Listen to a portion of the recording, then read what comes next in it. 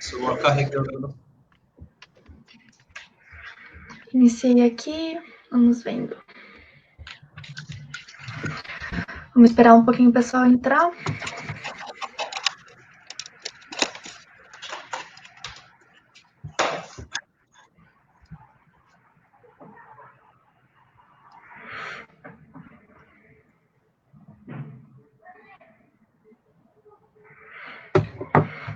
Olha, já temos pessoas aqui. Vamos esperar mais uns 4 minutinhos. Boa tarde, querido. Vocês conseguem ver os comentários, gente? Ainda não. Ainda não?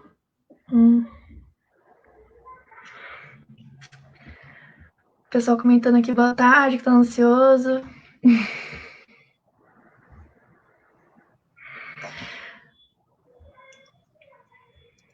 Aqui, apareceu. Tá aparecendo? Tem que aparecer em comentários, né? Tava só Isso. private chat.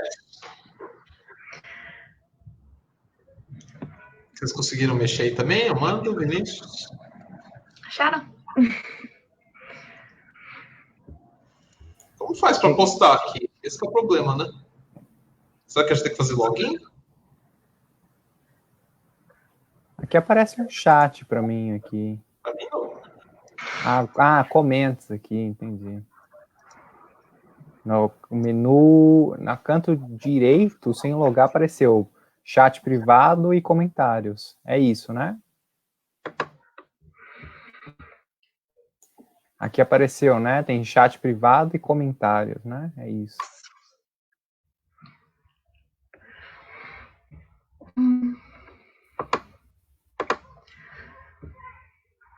Podemos começar? Acho que eu vou iniciar aqui. Boa tarde, galera. Espero que estejam tudo bem aí nesse momento.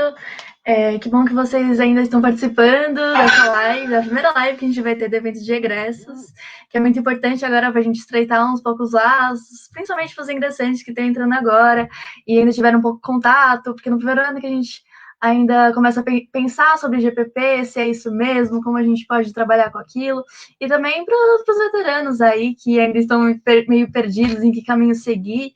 Então, espero que essa live seja muito boa para a gente poder refletir um pouco sobre a trilha que os egressos caminharam aí pelo nosso curso, o que eles estão fazendo, como eles estão trabalhando, como eles estão agindo aí.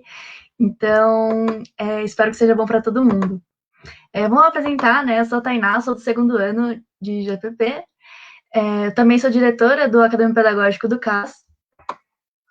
E eu vou explicar mais ou menos sobre o evento, né? Cada egresso vai ter uns 20, 15 minutos para comentar um pouco das suas experiências no primeiro setor, né? Geralmente, quando a gente pensa em gestão de políticas públicas, o pessoal sempre pensa nesse primeiro setor público, além de ter várias outras oportunidades, mas geralmente isso que sempre vem à cabeça e que geralmente o pessoal quer seguir em relação a isso, né? Então, acho que vai ser um evento muito bom para a gente começar a comentar um pouco sobre o primeiro setor, como a gente pode trabalhar, como a gente pode atuar, como ingressar, quais são as dificuldades, as limitações, as experiências. Então, gostaria de passar a palavra primeiro para a Amanda, né? Vou dar uma breve falando sobre a biografia dela.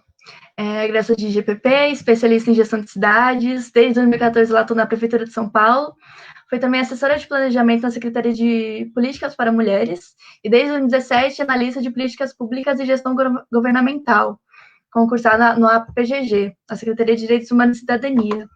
Então, muito obrigada, Amanda, por estar aqui participando com a gente, e passo a palavra para você. Obrigada, Tainá. Tá dando um pouquinho de eco para mim, será que é? Aqui tá. Vocês estão me ouvindo bem? Sim. Tá. A gente até tinha conversado aqui um pouquinho antes, se o Vinícius queria falar, se você não se incomodar, de repente eu já posso falar só para engatar, Vini? Pode ser? É isso, gente. Bem-vindos. Obrigada ao CA por ter feito o convite. É um prazer falar. E acho que a gente estava aqui debatendo um pouquinho antes, justamente quais eram os nossos anseios, assim, quais eram as nossas dificuldades na graduação. e que levaram a gente para a trilha, né, que a gente fez na carreira depois de concluir o processo. Eu sou da turma de 2013, né, concluí em 2013, entrei em 2009, e na graduação acho que eu tinha muito a expectativa de que no primeiro ano, assim, a gente entrava com o GPP, isso era compartilhado por alguns colegas, de que, bom, eu quero mudar o mundo de alguma forma, quero contribuir de alguma forma no meu território, no lugar onde eu vivo, quero fazer a diferença de alguma forma. Então, eu sentia que a gente tinha muito esse anseio, esse era um anseio meu também. E aí, na graduação, eu acabei me aproximando muito mais da temática social, de temas assim de pesquisa. Eu gostava muito de estudar direitos humanos também, que acabou sendo a área que hoje eu atuo, né? E eu sempre buscava muito conhecimento e buscava aprender coisas nessa área, porque eu achava que era o que poderia garantir nosso desenvolvimento como país e tal, e eu achava que eu poderia contribuir nessa parte. Então, acho que sempre foi essa a minha expectativa inicial, eu quero contribuir de alguma forma. E aí, por conta dessas escolhas também, aí eu acabei atuando nessa parte, comecei a pesquisar. O meu próprio TCC foi sobre as subprefeituras. Na época eu estagiava numa subprefeitura aqui de São Paulo, né, na subprefeitura de São Miguel Paulista, e aí foi uma experiência muito bacana, né? Foi a minha primeira experiência profissional mais forte, assim, então, com todas as deficiências que a gente sabe que existe no setor público, os estagiários têm uma importância, eu acho que essencial e é muito grande. A gente tem oportunidades muito interessantes de aprender coisas, mas também de se desenvolver mesmo como profissional. E aí foi uma experiência que eu tive muita autonomia para trabalhar e para contribuir. E a partir dessa experiência que eu fui juntando um pouco acho que os pedacinhos assim, e cada experiência vai contribuindo para o que a gente vai desenvolver com mais força depois, né? Então, nessa experiência na subprefeitura de São Miguel, eu trabalhava muito no núcleo de qualidade, então pensava em como a gente podia desenvolver mais as equipes, podia trabalhar melhor, como coletivo mesmo, e aí foi muito bacana. Foi onde eu entrei na prefeitura de São Paulo e fui conhecendo aquele mundo. Depois disso, isso foi em 2011, o meu estágio lá na subprefeitura. Acabei parando de estagiar um tempo para conseguir me dedicar mais à graduação, à pesquisa, que eu estava fazendo no TCC, sobre a política de descentralização da cidade, e sempre nesse âmbito municipal, que eu acho que era o mais rico, né, o que eu gostaria muito de atuar. Assim que eu concluí a graduação, eu fui trabalhei um tempinho numa organização do terceiro setor, que trabalhava com alfabetização de jovens e adultos. Na época era a Alfasol. E aí eu trabalhava numa campanha de arrecadação de recursos junto a pessoas físicas, e foi uma experiência muito bacana também, mas eu acho que eu gostava muito mais da atuação ali no setor público de fato. E então, depois dessa época, comecei a prestar alguns concursos e, ao mesmo tempo, assumi como comissionada, né, na Secretaria de Políticas para as Mulheres, aqui da Prefeitura de São Paulo. Na época existia a secretaria, ela foi instituída em 2013 pela gestão Fernando Haddad, e era uma coisa bastante nova. Na época foi muito bacana, que a professora Úrsula era secretária adjunta de planejamento, então tinha muitos GPPs na prefeitura, assim, eu sentia que a gente estava com uma rede muito ampliada, sabe, dentro da administração, e isso ajudava muito no trabalho como um todo. Mesmo em ações que a gente precisava promover intersecretariais, né, isso sempre foi algo muito importante, que eu sentia que essas redes e essas conexões faziam muita diferença. Aí depois fiquei bastante tempo na Secretaria de Mulheres, de 2014 a 2016, quando foi findada, né, a gestão do Fernando Haddad, E foi, de fato, a experiência mais marcante que eu tive nesse início de carreira. E eu acho que foi muito rico, justamente porque eu estava trabalhando com um tema que eu gostava muito, que era políticas de gênero, políticas para as mulheres, mas eu usava muito das ferramentas que a gente aprendeu na graduação. Então, eu lembro que eu ficava, antes, né, de estar naquela oportunidade, de estar trabalhando com aquilo, falava, será que eu vou formular política pública um dia? Será que eu vou fazer essas coisas que a gente estuda em FIAP, por exemplo? Será que a gente vai fazer isso de fato? E aí, de repente, eu estava fazendo, sabe? Eu estava ali ajudando a decidir as coisas, estava pautando as decisões, estava subsidiando as pessoas, né? A secretária, o chefe de gabinete, quem estava numa posição de autoridade, assim. Eu falava, puxa, a minha contribuição, de fato, pode fazer a diferença.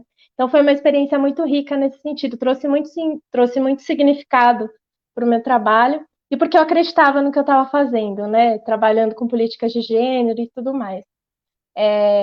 Aí, depois desse período, né? Eu tinha prestado concurso ainda nessa época, em 2016. Foi nessa época também que eu fiz essa especialização em gestão de cidades, porque para mim, eu acho que sempre o território, o poder local é o que faz sentido, é o que garante que a política pública de fato aconteça e se fortaleça ou não, né? A gente precisa, é isso que dá sustentação. E aí eu prestei o concurso em 2015 e assumi em 2017. Acabei em 2016, ainda não assumi. E aí em 2017 eu entrei na Secretaria de Direitos Humanos. Acho que muito considerando também a trajetória que eu já tinha na Secretaria de Mulheres. Nessa época, a Secretaria de Mulheres havia se tornado uma coordenação dentro da Secretaria de Direitos Humanos, e foi bacana porque, apesar da descontinuidade de eu ter saído da prefeitura naquele período, com a mudança de gestão, foi uma oportunidade muito boa eu não estava mais pautada só por mulheres, mas de continuar olhando para aquele tema e garantir, de alguma forma, ser uma continuidade naquelas discussões, né? De apoiar de alguma forma, de ser uma memória institucional para aquele processo. Tem sido muito interessante essa experiência em direitos humanos. O tempo todo, eu acho que as oportunidades elas vão aparecendo, e o que eu mais uso, eu acho, do que eu pude aprender na graduação e que foi mais rico, é a nossa perspectiva interdisciplinar. Eu acho que o que eu mais uso no meu trabalho hoje, a minha sensação é que a gente não pode construir nada no setor público se não for através de redes, não for através de um olhar sistêmico, sabe, para o papel que cada um desempenha, a importância que cada um tem dentro desse processo de produção das políticas e de entrega de serviços para o cidadão. Então, eu acho que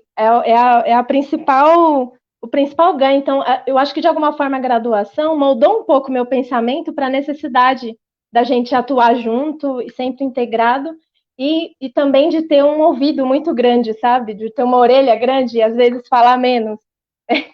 O setor público tem pessoas muito incríveis, com muita experiência, principalmente quem está atuando na ponta ou em médio escalão, assim.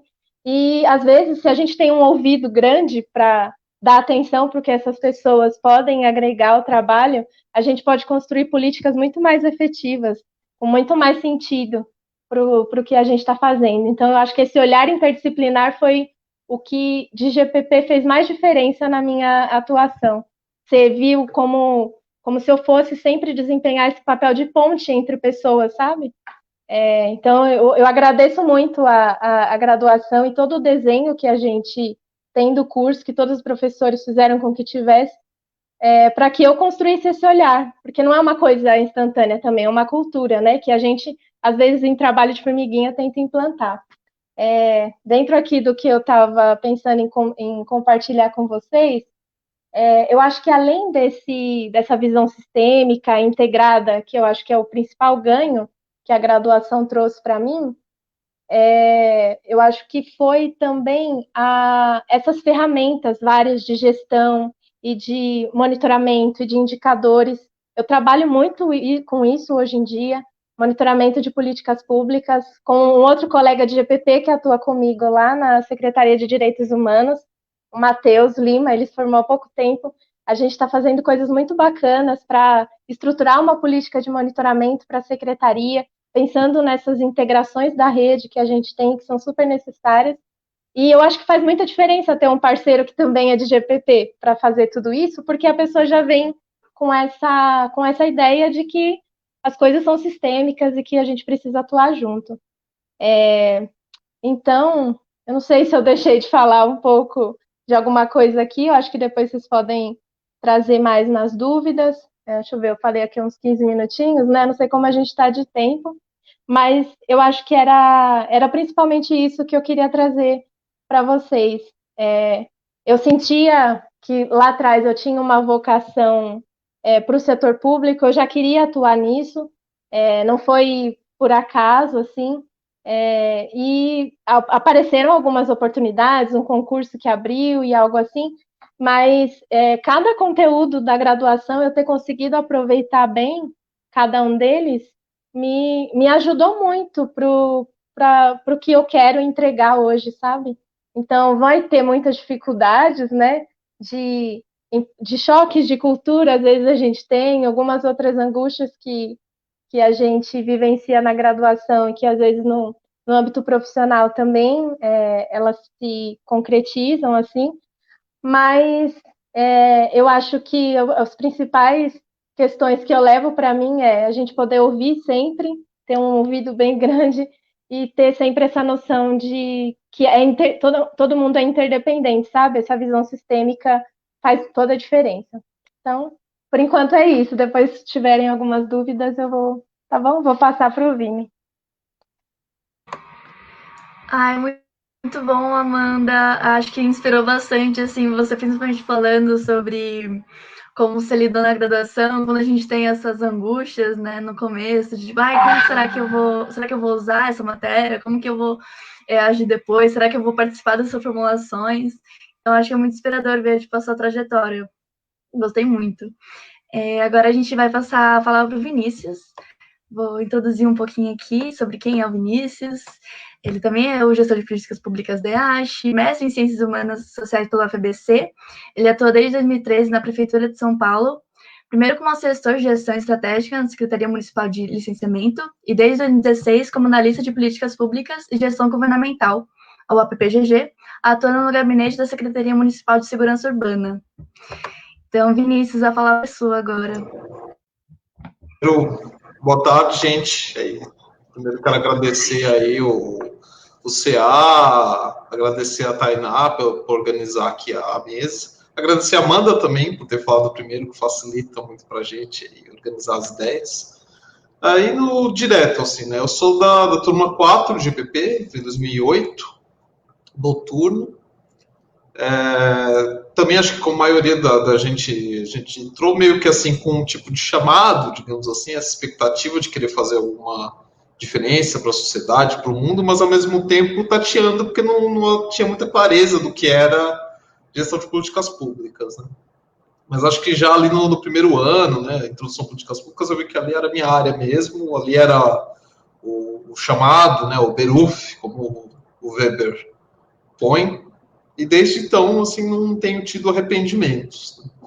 De trajetória ali dentro da graduação ainda, acho que também parecido com a Amanda, eu sempre tive uma preocupação com algumas disciplinas de gestão, né, de monitoramento. Até hoje eu também trabalho com indicadores aqui na secretaria. Mas, por outro lado, eu acho que até por causa de uns interesses anteriores, eu tenho muita preocupação com o histórico. Assim, história das coisas, história da nossa carreira, história da nossa ciência, digamos assim, de como que foi formada essa ideia de políticas públicas, qual a relação dela com outros campos de direito, economia, ciência política. Então a gente acaba tendo uma visão bastante holística, mas ao mesmo tempo também uma visão, digamos, crítica em relação a outros campos da ciência, outras disciplinas. Durante a graduação eu estagiei no governo do estado, né, em 3 agências aí do governo do estado de São Paulo, um que era a nossa Caixa de Desenvolvimento, que era um pouco de fomento, na Secretaria de Cultura, que acho que foi um lugar que muita gente de GPP passou, se eu não me engano, acho que foi o primeiro órgão do governo do estado que aceitou formalmente, né, estágio de GPP, então tinha muita gente de GPP e da IASH lá, e depois na empresa de desenvolvimento rodoviário do estado, que é a Dersa, que fiquei sabendo há pouco tempo está em processo de privatização. No começo da graduação, eu pensava em fazer o TCC voltado para a questão das tradições de planejamento estratégico, de gestão estratégica, mas no final acabei mudando de ideia e toquei em uma coisa que me chamou a atenção desde o começo da graduação, e eu não sei se talvez isso seja uma experiência compartilhada. Não sei se todo mundo pega uma política pública para ser seu xodó, assim, durante a graduação. Eu peguei uma que foi as UPPs, porque ela começou em 2008 também, assim, no final de 2008. A Unidade de Polícia Pacificadora do Governo do Rio de Janeiro, que é uma política de segurança pública. Eu vi aquilo no final de 2008, eu fiquei muito impressionado com aquilo, coincidiu com as discussões que a gente estava tendo de direito constitucional, né, sobre estado de exceção, na época já era, que é uma coisa que eu pesquiso até hoje, e eu fiquei meio guardando recortes dessa política, assim, nunca pensei em fazer um TCC sobre ela, mas eu fui sempre me inteirando, ao longo da graduação inteira eu fui acompanhando como essa política foi se desenvolvendo, e quando foi bater a hora de fazer o TCC, eu falei, não, eu vou fazer um TCC sobre algo que eu razoavelmente entendo, né? E aí eu fiz sobre as UPPs, fui orientando pelo Zé Renato. No mestrado eu também, na UFABC, eu continuei essa pesquisa sobre as unidades de polícia pacificadora, até hoje eu pesquiso isso, e as questões correlatas que foram o que me chamaram a atenção na época, que é a questão do estado de exceção em políticas públicas, que é uma área também que não se estuda muito, mas no geral eu estudo política de segurança pública e também mecanismos de gestão para isso, indicadores de segurança pública, gestão de segurança pública. Em 2013, quando eu terminei a graduação, eu fui convidado a trabalhar na Secretaria de Licenciamento, então foi num contexto bastante parecido aí com a Amanda, né? Na gestão do Fernando Haddad, por causa desse chamamento, né, que a Úrsula fez para muita gente de GPP. E a Secretaria de Licenciamento também era uma secretaria nova, estava sendo estruturada, eu participei na época ali da elaboração do planejamento estratégico dela, né, nos primeiros anos, e depois acompanhamento também de indicadores de habitação de interesse social, por causa da minha vida em São Paulo. Tinha prestado também, fui prestando outros concursos, fui aí pensando se eu ia seguir, continuar na carreira pública, eu ia tentar focar na carreira acadêmica ao mesmo tempo, né, estava meio no impasse. Calhou de eu passar tanto no mestrado quanto no concurso, né, para a PGG no mesmo período. Tanto que eu quase perdi minha vaga do mestrado, porque eu tive que começar na carreira, eu tive que faltar alguns dias, porque a gente tinha um curso de formação ainda da carreira, que era meio que um intensivão aí de 15 dias que a gente teve, e eu tive que perder 2 semanas de aula do mestrado, eu quase perdi minha vaga. Então, foi interessante, foi um pouco traumático. E aí, desde então, eu estou no gabinete da Secretaria de Segurança Urbana, trabalhando principalmente, além dessas partes de gestão estratégica, né, de gestão por resultados, remuneração variável, aí, portanto, indicadores de desempenho, indicadores de políticas públicas, mas eu também, no fundo, auxilio muito o gabinete com a produção legislativa. Então, assim, tudo que a gente precisa fazer de produção de portarias, proposta de decreto, proposta de lei, quase tudo, assim, passa algum ponto de revisão por mim, ou eu produzir mesmo junto com a assessoria jurídica, com a assessoria técnica. O trabalho aqui é bastante independente, eu entrei trabalhando com outra colega APPGG também, mas era meio que um trabalho, assim, uma equipe de 2. E mesmo assim, cada um também trabalhando individualmente, cada um em projeto. Fiquei muito tempo também, assim, trabalhando solo, depois que ela saiu, tem um outro colega agora que a substituiu, mas eu, infelizmente, nesses anos todos, assim, tirando a Secretaria de Cultura, eu nunca tive o prazer de poder trabalhar profissionalmente com mais gente de GPP junto. Assim, meu trabalho, historicamente, sempre foi muito solitário e eu meio que me acostumei a isso. Eu não sou muito de trabalhar com equipe, assim, por questão de experiência. Desde quando eu era assessor, mesmo estagiário, eu também calhei de cair sempre em situações assim que eu trabalhava sozinho e o chefe, no máximo.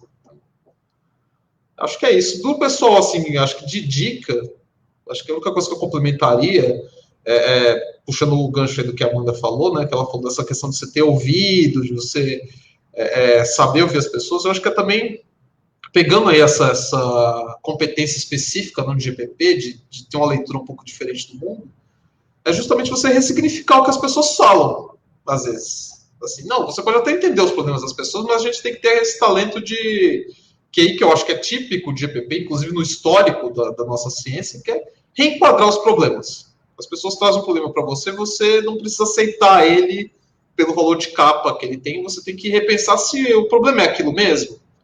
As pessoas pensaram, de fato, todas as dimensões que esse problema tem, ou elas já vêm, às vezes, com uma solução pedida. E você pode achar uma outra solução melhor, até para ela mesmo, porque você consegue reenquadrar o problema. Então, usar isso como base para tudo. Qualquer demanda que eu recebo, a ideia é sempre ter certeza de que o problema está enquadrado de uma forma que alguém de GPP faria para depois tocar o resto do processo para frente. Acho que é isso. Boa, muito obrigada, Vinícius. É muito importante também ver essas experiências e como é diferente, mesmo sendo no primeiro setor, tem essas diferenças de como as pessoas lidam com os trabalhos. Essas dúvidas também que a gente tem, tipo, tem um showzinho assim de política pública, acho que a gente sempre tenta buscar uma dessas, acho que motiva bastante. A gente também tinha um convidado que é o Bruno, né? Daí ele teve um problema no trabalho, mas ele provavelmente vai aparecer depois. A gente poderia passar para você agora, Vinícius? Sim, tranquilo. Beleza. Podemos.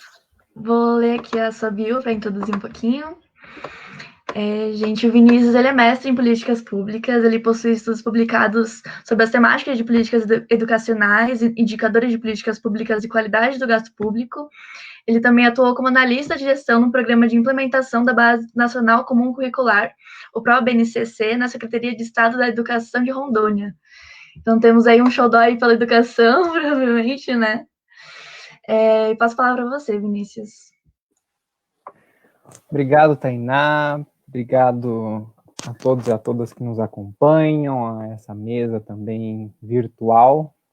É muito bom estar aqui com vocês novamente, muito bom estar próximo de GPP, mesmo depois de algum tempo formado. Primeiramente, trazendo um pouco das motivações. Quando eu estava no terceiro ano do ensino médio, evidentemente eu já estava numa trajetória de pensar em vestibular, mas basicamente eu queria algum curso que, como quase que todo estudante de GPP, né, quando tem lá no primeiro ano, a gente faz aquela apresentação básica, quais são as motivações, enfim, tem muita gente que queria administração, tinha muita gente que queria relações internacionais, e aí GPP sempre tem como o Fernando Coelho bem diz, é um curso multidisciplinar, que você tem diferentes vertentes dentro do curso, e aí esse discurso me conquistou lá na Feira de Profissões da USP, e era um curso que eu falei, bom, acho que aqui dá para a gente trabalhar com educação. Eu já tinha isso em mente. Por ter sido aluno de escola pública, eu sabia que eu queria trabalhar alguma coisa relacionada à educação. Naquela época nem pensava em ser professor ou algo do tipo. Eu queria trabalhar com políticas educacionais, queria poder pensar em políticas educacionais. E, bom, acho que esse é o curso, vamos para essa escolha. E, enfim, essa foi uma motivação inicial.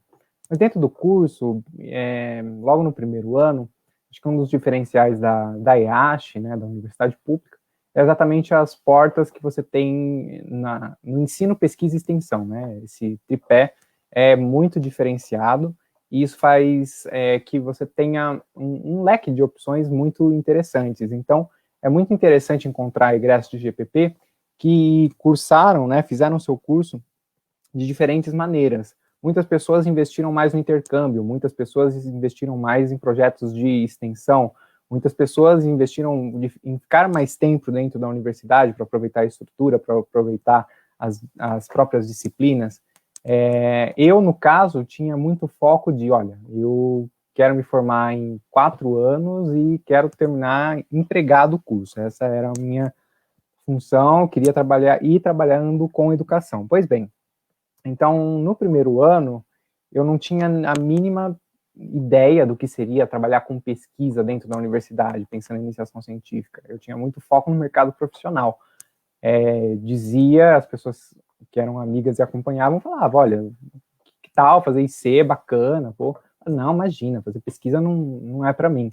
Pois bem, falei isso e aí depois acabei fazendo 2 iniciações científicas, emendei no mestrado, e foi a minha trajetória. Acho que o que me motivou dentro do curso, enquanto estudante mesmo, foi ter tido contato com a ciência dentro da gestão pública. Eu acho que fazer pesquisa em gestão pública foi algo muito importante, porque, de fato, eu consegui, a partir daqueles dados, pensando quantitativamente, como isso é um termômetro, isso ajuda na tomada de decisões, como qualitativamente você consegue conversar com o público final, ou até mesmo quem elaborou, quem pensou na agenda, quem fez parte da implementação. Então, ter trabalhado com esse viés de iniciação científica, grupo de pesquisa, foi muito bacana. Inicialmente, eu comecei com um tema que era junto com o professor Alessandro, e depois eu migrei para o professor Jaime Crosati, praticamente áreas bem distintas, mas é isso que a universidade permite. Um eu trabalhava com psicologia política, que é o Alessandro, e o outro trabalhava com gasto público, que é o Jaime. Pois bem, mas um outro diferencial também que hoje eu reconheço é esse tete-a-tete que eu tive com o orientador, com o Jaime. Eu acho que a IASH tem um espaço muito aberto dos professores dialogarem diferentes temas de pesquisa. Outras instituições, por exemplo, eu tentei dialogar que eu queria estudar educação e não fui tão bem aceito quanto na IASH. O Jaime, não sendo especialista em educação, mas trabalhando mais na temática de financiamento para a educação, falou, não, eu topo estudar essa temática de indicadores contigo e a gente vai aprendendo juntos isso, e foi muito, muito bacana durante a iniciação científica. Minha primeira viagem para um outro estado foi através da IASH, quando a gente publicou num congresso lá no Rio Grande do Norte, então isso é algo muito que tem esse diferencial. A Michele, que foi uma grande amiga que assinou junto nesse estudo, por exemplo, era eu, Jaime e a Michele. Nós fomos para o Rio Grande do Norte. Depois que eu fui para essa viagem, a Michele, só pela universidade, por intercâmbio, conseguiu ir mais 3, 4 lugares diferentes, mundo afora. Então, ela optou por esse caminho, eu fui buscar o mercado profissional e também fui muito bem aceito. E aí, a partir disso, eu desenvolvi esses estudos. Quando eu estava ali no 3º para o 4º ano, eu tive muito dessa pegada de querer trabalhar com pesquisa e educação. Então, meus rumos profissionais, a princípio, eu comecei trabalhando no Ibope Inteligência, fui trabalhar com pesquisa eleitoral, depois trabalhei com pesquisa de mercado, isso me ajudou muito também. Depois eu acabei parando no setor 2,5, numa empresa que trabalha com impacto social, que é a Plano CDE, né, e aí eu trabalhava muito com pesquisa, mas com foco total em educação, fazia pesquisas unicamente pensando em bons casos de políticas públicas, educacionais que dão certo, e aí, então, eu estava querendo ter experiência dentro do setor público mesmo. Eu falei, olha, acho que eu já permeei bem aqui em 2 setores diferentes, setor privado não é muito a minha praia, o setor 2,5 já faz mais sentido, mas vamos ver no setor público, afinal de contas, gestão pública, acho que a gente quer contribuir. Fui parar na Secretaria Municipal de Educação, mas trabalhei na parte não do pedagógico, e sim trabalhei com a parte da alimentação escolar. Eu não conhecia nada da área, porém, gestão pública é um curso tão híbrido que permite que em pouco tempo você consiga se apropriar desses elementos. Você tem estruturas que são essenciais em qualquer organização pública. Então, entender a cultura organizacional, entender mais sobre a questão da parte de gestão de pessoas, entender sobre orçamento, entender exatamente sobre PPA, LOA, LDO, tudo isso faz uma baita diferença para que você, enfim, consiga... Porque entre teoria e prática há uma grande diferença. Evidentemente, a universidade não vai ter uma disciplina de como elaborar um termo de referência, mas ela te dá subsídios para que você tome decisões seguras a ponto de fazer essas conexões. A IASH permite muito de que você consiga permear por áreas de conhecimento que não são necessariamente as suas. Afinal de contas, ninguém sai de gestão pública especialista em saúde, educação e segurança pública. Nós saímos especialistas em gestão pública. A carta coringa é que nós temos essa permeabilidade em diferentes lugares, porque eu considero que nós somos profissionais mais híbridos nesse quesito. Então, a pesquisa ajuda muito nisso, e as disciplinas, os professores contribuem exatamente porque também tem diferentes experiências profissionais e acadêmicas. Pois bem, Então, quando eu entrei na prefeitura, eu fui trabalhar especificamente com a política de alimentação escolar, passei um tempo lá cuidando da parte da logística mesmo, então era o foco ali, pensar na logística de mais de 2 milhões de refeições servidas por dia, que é o tamanho do transatlântico, que é a CODAI, né, a Coordenadoria de Alimentação Escolar. Então, dentro disso, acho que o profissional de gestão pública, exatamente porque ele tem uma pegada assim, quantitativa e qualitativa, a gente vê dentro do curso até mesmo professores que puxam uma pegada mais quali, outros mais quanti. Eu tinha um pouco mais dessa pegada quanti, o quanto isso me ajudou também a reorganizar as coisas na prefeitura, a fazer contas, enfim. Eu saí de lá, enfim, a gente reelaborou um termo de referência que era para reorganizar o transporte da alimentação escolar no município, com uma economia aproximadamente de 4 milhões por mês. A princípio, para o orçamento da prefeitura é pouco, mas de forma geral, ainda assim, pensando que em pouco tempo que eu fiquei lá, já é alguma coisa que deu para emplacar naquele momento. E aí, por fim, que eu acho que a experiência que foi mais impactante, eu estava querendo muito trabalhar com o pedagógico, né? Eu já queria há muito tempo trabalhar com o pedagógico na educação. Vetor Brasil já estava rodando há algum tempo, eu já tinha prestado 4 vezes o processo seletivo, e aí, numa das vezes que eu já estava não tão acreditando mais que iria passar, mas botei fé que poderia ser uma boa, fui aprovado lá no processo da Vetor. Nisso eu já estava no mestrado, né, em vias de finalizar o mestrado em gestão pública, que eu recomendo muito também. Acho que é um lugar muito bacana para aprofundar mesmo aquilo que a gente viu na graduação, é um complemento. Recomendo, inclusive conheci colegas de turma, da turma de 2012, que eu sou, que ingressaram depois também. E aí, enfim, entrei em Vetor Brasil, surgiu uma oportunidade de trabalhar com Base Nacional Comum Curricular, que em linhas gerais é basicamente o currículo é o que o estudante vai aprender na escola. Grosso modo, você tem as competências e habilidades, e dentro do currículo você tem todas as competências e habilidades.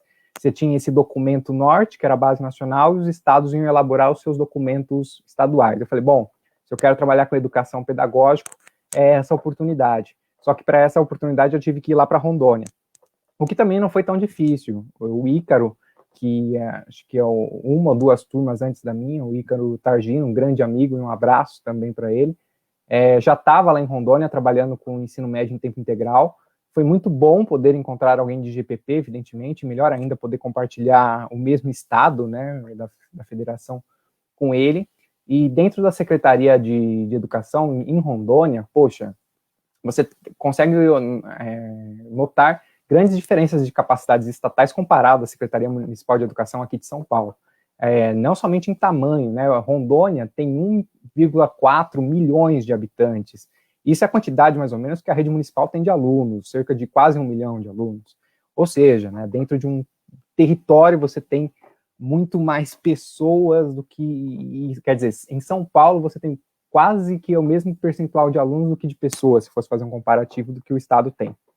Mas ainda assim foi um processo muito bacana. O Ministério da Educação ainda existia naquela época, com todo respeito às bandeiras partidárias, ele ainda fazia muitas coisas, e naquela época você tinha um esforço do federalismo mesmo funcionando, os entes cooperavam entre si, foi um esforço muito bacana de estar próximo do Ministério da Educação, foi muito bacana estar próximo a diferentes estados e acompanhar a implementação de diferentes ópticas, como cada estado tinha suas capacidades estatais, e resolver mesmo os pepinos do que são relevantes do estado. Quando você fala em viajar dentro de um estado do norte, por exemplo, para chegar ao Acre, que é vizinho, na capital, Rio Branco, que são 450 quilômetros, em São Paulo, você, numa rodovia bem pavimentada, faz em torno de 4 horas esse trajeto. Em Rondônia, eu não conseguia fazer menos de 7, 8 horas o mesmo trajeto. Ou seja, eu tinha estudantes que estavam muito mais perto da capital Rio Branco do que da capital Porto Velho. Porto Velho, para ter uma noção territorial, é um dos 10 maiores municípios em dimensão territorial do Brasil. É a maior capital pensando em dimensão territorial. E você tinha N desafios nessa questão de recursos financeiros, recursos técnicos, como pensar em formação, cascata nessa perspectiva. E, enfim, acho que GPP, nesse sentido, o que fez a diferença eu estava num estado que não tinha um curso de administração pública, de gestão pública formado, lá não existe esse curso. Então, estados do norte, de forma geral, até mesmo do centro-oeste, mas no norte mais especificamente, demanda muito dessa mão de obra específica, e mão de obra no sentido de, tipo, precisa de gente que entenda da gestão pública. É muito desafio, enfim, cada um aqui tá numa área diferente, mas colocar na Secretaria de Educação, majoritariamente, as pessoas que fazem parte da Secretaria de Educação são formados em pedagogia ou em licenciaturas, e não tem especialização na parte de gestão, fazer gestão da política pública. Então, ter esse diálogo transversal foi muito bacana, porque tanto eu aprendi da área da educação, fiz parte da elaboração do currículo, e que isso ajudou muito nessa pegada pedagógica que eu venho gostando de trabalhar, como também foi um impulso para o Estado levar mais vetores para lá com esse mesmo perfil. Outras instituições também buscavam profissionais do mesmo perfil.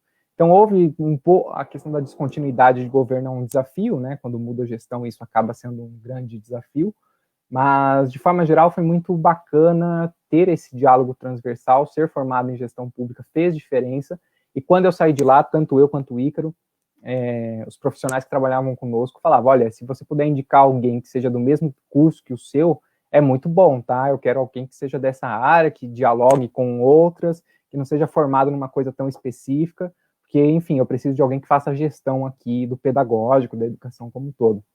E, enfim, hoje o que eu tenho trabalhado ainda é nessa vertente de educação, formação continuada de professores, currículo, é o que eu gosto de fazer, mas sou entusiasta da educação pública, em primeiro lugar.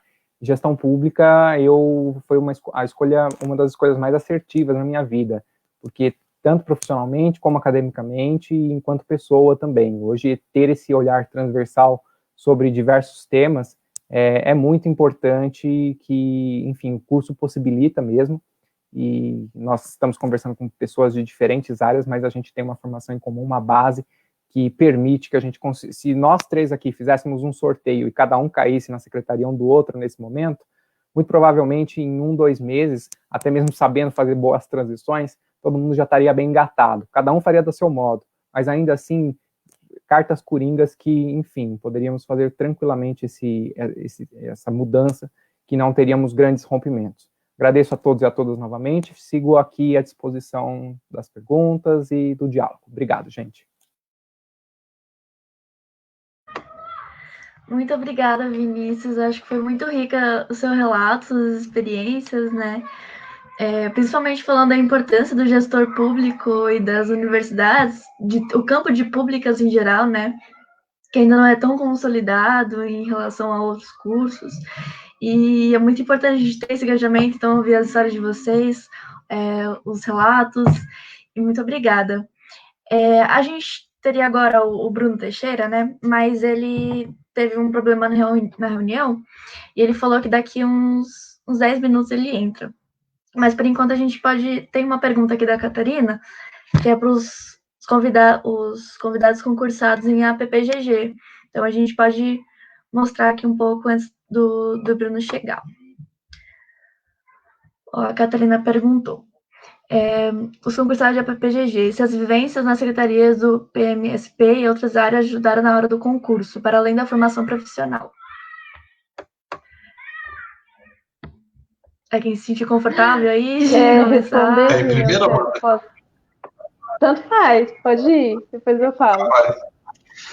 Olha, eu posso dizer assim que, no meu caso, essa experiência ela é totalmente real. Assim, a experiência, as duas coisas, né? Tanto a formação em GPP, quanto o período que eu já atuava aí no setor público, principalmente na própria prefeitura de São Paulo, foi a coisa assim que me salvaram no concurso.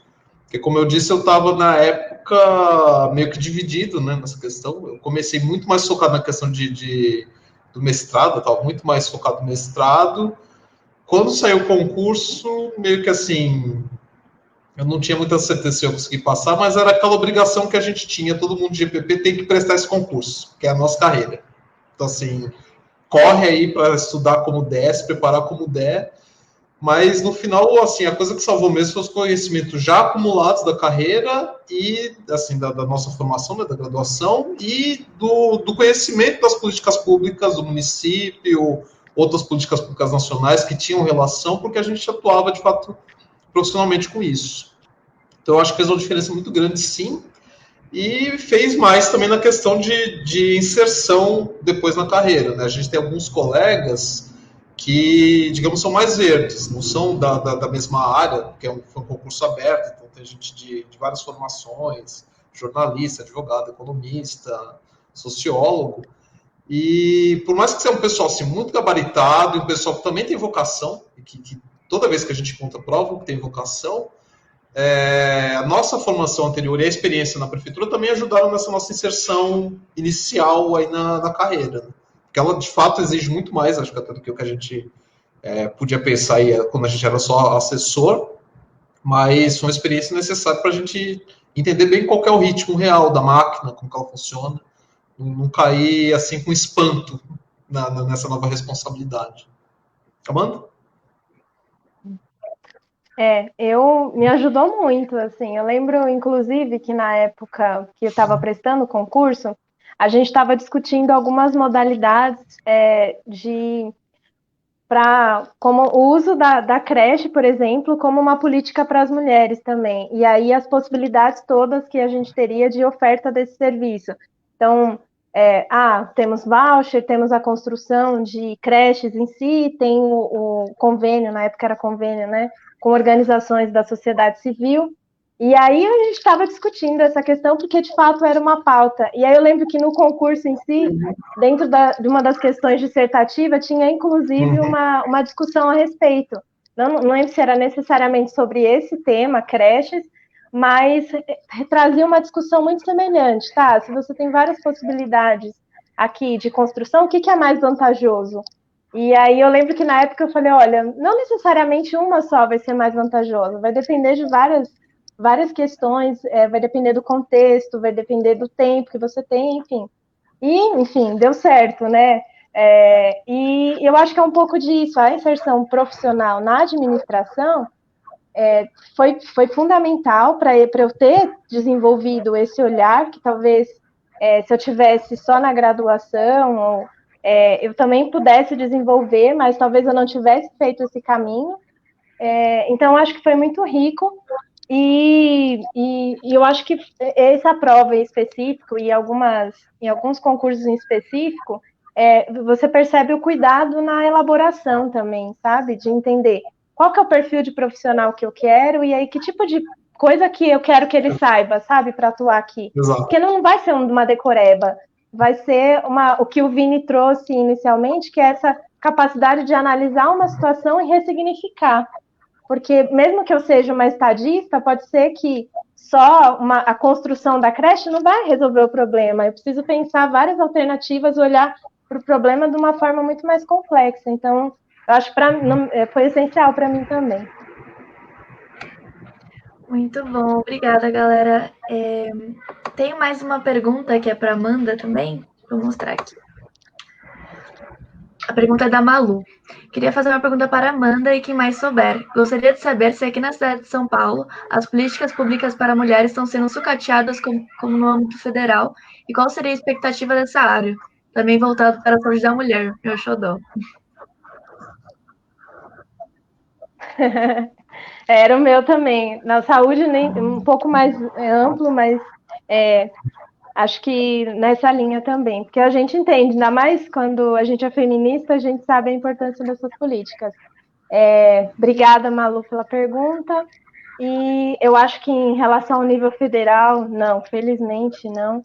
A gente tem diretrizes bem opostas na Secretaria de Direitos Humanos, com a coordenação de políticas para as mulheres. Eu acho que a gente tem dado passos importantes assim para justamente evitar esse sucateamento.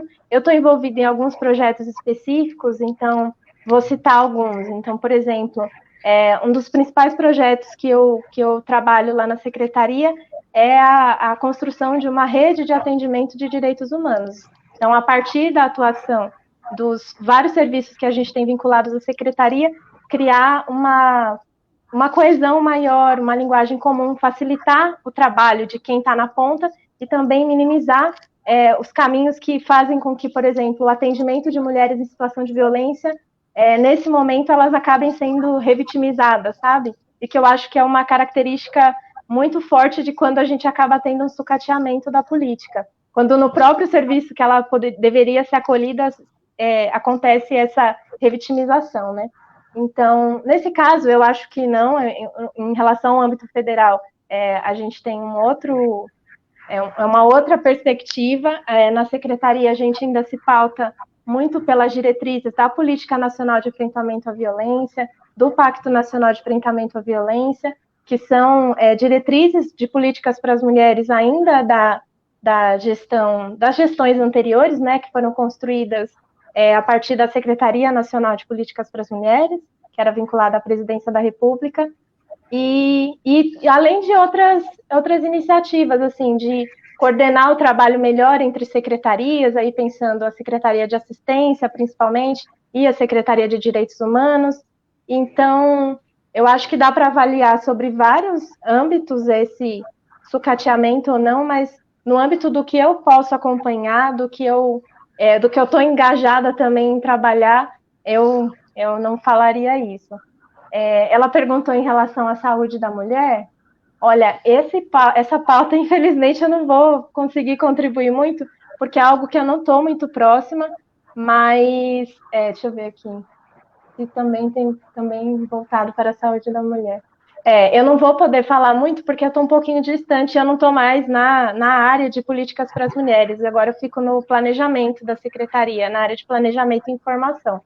Mas é sempre uma diretriz para todas as coordenações da secretaria, esse olhar transversal e essa necessidade de atuar integrado com outras secretarias. Afinal, a gente muitas vezes oferece um serviço a partir de um perfil da pessoa, né? Se ela é mulher, se ela é idosa, se é uma pessoa LGBTI, se ela é negra, enfim. Mas tudo isso acontece ao mesmo tempo na mesma pessoa, muitas vezes. E a mesma pessoa que chega no serviço de saúde ou no serviço de assistência. Então, acho que as ações que a gente tem nesse sentido é muito para integrar esse olhar entre todos os órgãos, promover essa discussão, mas, infelizmente, eu não posso falar muito mais de ações específicas, porque eu não estou muito próxima desse tema de saúde da mulher, tá bom? Não sei se respondeu, e espero que tenha respondido. Muito obrigada, Amanda.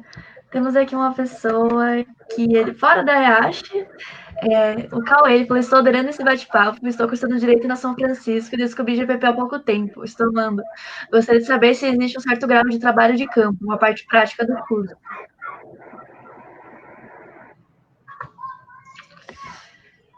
Quem gostaria de Acho que o Vinícius consegue responder essa bem, por causa da iniciação científica, né? O que dá para saber, isso é muito discricionário do teu tema de pesquisa. Eu acho que, por exemplo, quando eu trabalhei com gastos públicos, se eu vou numa pesquisa de vertente quantitativa, a chance de não ter trabalho de campo realmente é muito, muito grande. Até porque é uma pesquisa que você trabalha com métodos estatísticos, o que você mais precisa realmente são dos dados e, enfim, saber processá-los. Então, isso não é uma pegada tão forte. Mas quando você trabalha com pesquisas qualitativas, que é uma vertente bem forte do curso, majoritariamente as pesquisas que saem do próprio mestrado, ou até mesmo da própria graduação, das monografias, estão muito associadas à análise de políticas públicas. O que requer, muitas vezes, entrevistas, o que requer, muitas vezes, entender os grupos focais, falar com as pessoas que, de fato, pensaram, implementaram aquela política pública, até mesmo o usuário. Eu acho que também tem algumas iniciativas, na época, pelo menos, você tinha muito forte o projeto Rondon, que era um projeto fantástico em relação a você a conhecer outras realidades, ou até mesmo o Coelho sempre organizava junto com o Merlin, né, tinha a cidade constitucional, onde os estudantes iam até Brasília para entender um pouco mais da estrutura do governo, então, legislativo, executivo, judiciária, uma semana em imersão em Brasília. Tinha uma outra disciplina, agora eu não recordo o nome exatamente, mas que era de passar uma semana em um município, se vocês, Amanda, ou Vinícius, Prefeitos paulistas. Prefeitos paulistas, então... Unicidade também, né? Isso. E aí, então, tinha uma imersão bem grande. Basicamente, era uma consultoria misturada com não vou fazer essa piada, mas basicamente você tinha uma consultoria em pouco tempo. Então, era uma coisa bem sob pressão, assim. E você passava uma semana no município, e aí, basicamente, conversava com o secretariado, e aí eles traziam para você quais eram os principais desafios. E aí você tinha um diálogo com a população diretamente para que você pudesse também efetivamente entender os diferentes olhares, né? A implementação de políticas públicas, ela não é somente top-down ou bottom-up, né? Não é de cima para baixo, de baixo para cima. Você tem os múltiplos fluxos acontecendo. Afinal de contas, quem pensa e quem implementa, eles pensam de maneiras diferentes e a política vai acontecendo dessa forma. Então, você tem muito desse olhar da implementação e isso acaba enriquecendo a questão do trabalho de campo, assim. E aí, o bom é que você pode pensar isso para diversas áreas do conhecimento também. Então, não necessariamente precisa ser dentro de uma secretaria de gestão. E não necessariamente está parado num único ramo, né? Você tem profissionais também que trabalham, por exemplo, como assessores legislativos. Esse poderia ser um tema forte. Enfim, você pode conseguir alcançar essas temáticas também. Mas, enfim, tem bastante espaço para trabalhar no campo especificamente, assim. Eu acho que é muito do seu viés. Quanto mais qualitativo, eu acho que as chances tendem a ser maiores. É um curso que visa o mão na massa também. A ideia não é ficar somente dentro do escritório pensando em políticas públicas. A ideia é que você tente sempre dialogar com o público final para que, enfim, você pense uma política que realmente faça sentido para a população, né? Então, a partir disso, você precisa ter escutativa também, porque senão, basicamente, fica desconectado entre quem pensa e quem demanda. Queria fazer só uma complementação dessa resposta para o Cauê Oliveira, que eu acho que assim, não só GPP, mas os cursos da IACH em si, eles têm uma pegada muito multidisciplinar. E você tem muita pesquisa, assim, digamos, de fronteira, inclusive na questão de método, questão metodológica mesmo, em ciências sociais na IACH.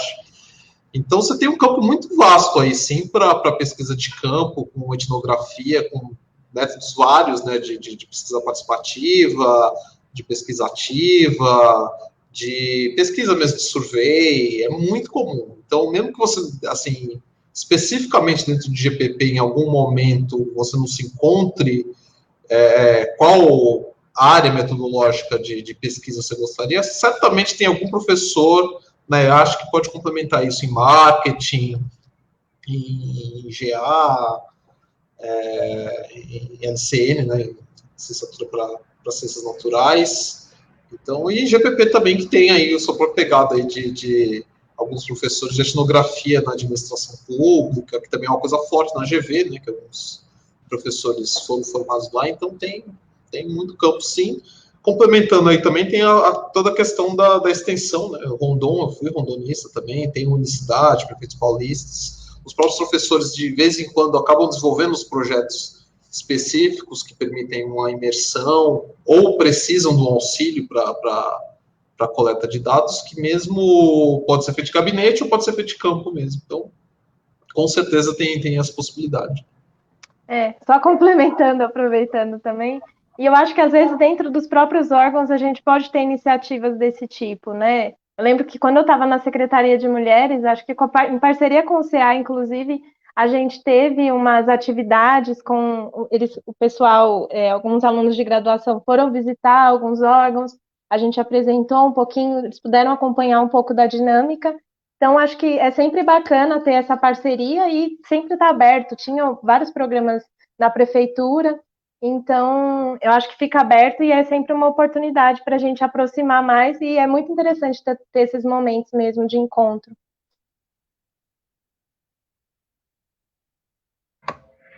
Muito obrigada, galera. Muito importante esse debate também.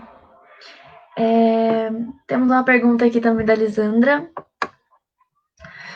Boa tarde, pessoal. Hoje, o prefeito sancionou um decreto sobre o regime do teletrabalho permanente na prefeitura. Como vocês enxergam a adoção dessa medida, diante de uma agenda não liberal em avanço intermitente em um contexto de desmonte do serviço público? Estamos até debatendo isso um pouco antes de começar a live, né? Acho que vocês podem comentar um pouco. Vini, pode começar, por favor. Então, Lisandro, a gente estava discutindo isso, né? Porque é uma questão premente aí, principalmente para a carreira de APPG, a gente está discutindo isso há bastante tempo. Temos colegas da carreira que participaram do processo de elaboração dessa proposta. Eu, pessoalmente, assim, eu penso sempre que não existe técnica neutra, mas também não existe técnica que ela per si boa ou má. Toda técnica pode ser, em alguma medida, reversível para mais de um fim. Então, por mais que uma técnica ela surja, talvez, dentro de um contexto político específico, para uma finalidade política específica, assim, a história bem nos prova que você pode, às vezes, reverter coisas para fins que não eram esperados por quem montou. Então, a questão do teletrabalho é a mesma coisa, né? Você tem aí, dentro dela, um contexto, por exemplo, de você desresponsabilizar a administração. Isso eu estou falando não só a administração privada, mas pública, privada também. Você desresponsabilizar a administração pelos meios de trabalho do trabalhador. Então, na verdade, você está atacando essa responsabilidade para o trabalhador. Tem internet, cadeira, computador, ar-condicionado, água, higienização mesmo do ambiente de trabalho. Então, você pode estar tacando essa responsabilidade de volta ao trabalhador, que parece aí um retorno ao que seria o um modelo de administração burocrática, patrimonial, né, pré-burocrática, que também ela era a mesma coisa, tanto para o Estado quanto para o mercado, setor privado, de que o agente, né, o administrador, ele usar os próprios meios dele para fazer a administração em favor de um terceiro, seja o Estado, seja um agente privado. Então, o teletrabalho, ele meio que, do meu ponto de vista, ele surge nesse contexto, mas, por outro lado, também ele tem, sim, alguns aspectos de racionalização do trabalho. Por exemplo, por que a gente tem um custo, falando aí do ponto de vista do Estado, do poder público da sociedade, a gente tem um custo enorme com imóveis, com infraestrutura imobiliária, que o teletrabalho, dadas as tecnologias que a gente tem hoje, já poderiam eliminar. E que com isso também você poderia, dependendo de como isso for organizado, né, tudo é uma questão de contexto, você poderia estar também melhorando a questão da qualidade de vida do trabalhador, porque não vai ter mais a questão de transporte, que a gente sabe, por exemplo, no município de São Paulo, a questão de trânsito sempre foi um problema público, um problema para cada trabalhador, trabalhadora. Então, uma medida como o teletrabalho, se bem feita, pode resolver isso. Mas, novamente, é uma coisa que depende de como vai ser a negociação entre as partes, entre a parte do agente, do trabalhador, né, e do contratador. Por exemplo, esse decreto que saiu da Prefeitura de São Paulo, ele não diz nada especificamente sobre o provimento da infraestrutura para a gente trabalhar em teletrabalho. Assim, está implícito que, na verdade, é o servidor que vai ter que dar conta disso. Por outro lado, fala que é uma medida voluntária. Então, também o trabalhador pode analisar se para ele é interessante estar em teletrabalho ou não. Eu, particularmente, acho que, tecnicamente, para muitas coisas é melhor. A gente, de fato, gasta um tempo e gasta até capacidade mesmo, assim. Eu, pessoalmente, tenho capacidade cognitiva que a gente tem que lidar com um monte de coisa no trabalho que às vezes não tem relação com o trabalho. Não que eu não gosto do ambiente de trabalho, de estar com os colegas, mas tem dias que eu faria, sei lá, 10 vezes mais coisas que eu faço no caminho, vindo para cá, do que eu ficando em casa, trabalhando algumas horas pela manhã. Então, acho que é uma flexibilização que pode vir para bem, mas depende da gente ficar alerta, ficar de olho, entender também que isso não é uma questão puramente individual. Assim, foi até bom a Lisandra trazer essa questão, uma questão trabalhista. Então, também que trabalhadoras, trabalhadores, servidores públicos ou não, tenham isso de forma atenta, e se isso for uma tendência dos novos tempos, saber como fazer a apropriação tática para os nossos interesses enquanto trabalhadoras, trabalhadores, servidoras, servidores, e, no caso da gente EPP, gente aí dedicada ao interesse público. Gente, só vou introduzir aqui o Bruno rapidinho na conversa, que pelos imprevistos ele acabou atrasando um pouquinho. Mas que bom que você conseguiu chegar aqui Boa e noite, gente. participar da conversa. A gente estava debatendo um pouco de uma pergunta que era sobre o regime do trabalho permanente, né? Então, eles estavam respondendo um pouco. Aí, após eles responderem essa pergunta, a gente passa para sua fala também, pode ser? Perfeito, combinado, gente. Desculpem pelo atraso. Relaxa. Aí, se alguém mais quiser responder essa pergunta da Lisandra também. Me senti contemplada pela fala do Vinícius. Eu acho que vamos ouvir o Bruno, vai ser bacana. Beleza, vou introduzir aqui e falar um pouco da biografia do Bruno. O Bruno ele tem formação técnica também em análise e desenvolvimento de sistemas, é alumno dos programas de TGP do Vetor Brasil, na ESEC, na Choice e na Vertuno, atuando como cofundador. Então, para a galera aí que trabalha na Vertuno, ele tem experiência com impacto social pela incubadora Habits, pela Brasiliando, empresa de turismo de base comunitária que atua no Amazonas, na Secretaria de Desenvolvimento Social do Estado de São Paulo e atualmente na coordenação de projetos da Secretaria de Estado de Administração Penitenciária. Então, aí falando um pouco do que o Vinícius Moraes falou, né, do pessoal trabalhando no norte, em outros estados. Então, acho que o Bruno pode complementar um pouco falando sobre isso. A palavra é sua, Bruno. Perfeito, muito obrigado. Queria me desculpar novamente aí pelo atraso. Eu fui trabalhar mais cedo hoje para estar presente aqui com vocês, mas vocês sabem como é, né? Ainda mais o trabalho presencial aqui, totalmente presencial, não tem para onde correr. Então eu vou tentar ser breve aqui, sabendo que eu entrei aqui no final com vocês. Bom, primeiro eu queria passar brevemente na minha escolha de fazer GPP, né? Eu estudava no Instituto Federal de São Paulo e lá eu tive a oportunidade de fazer orientação vocacional.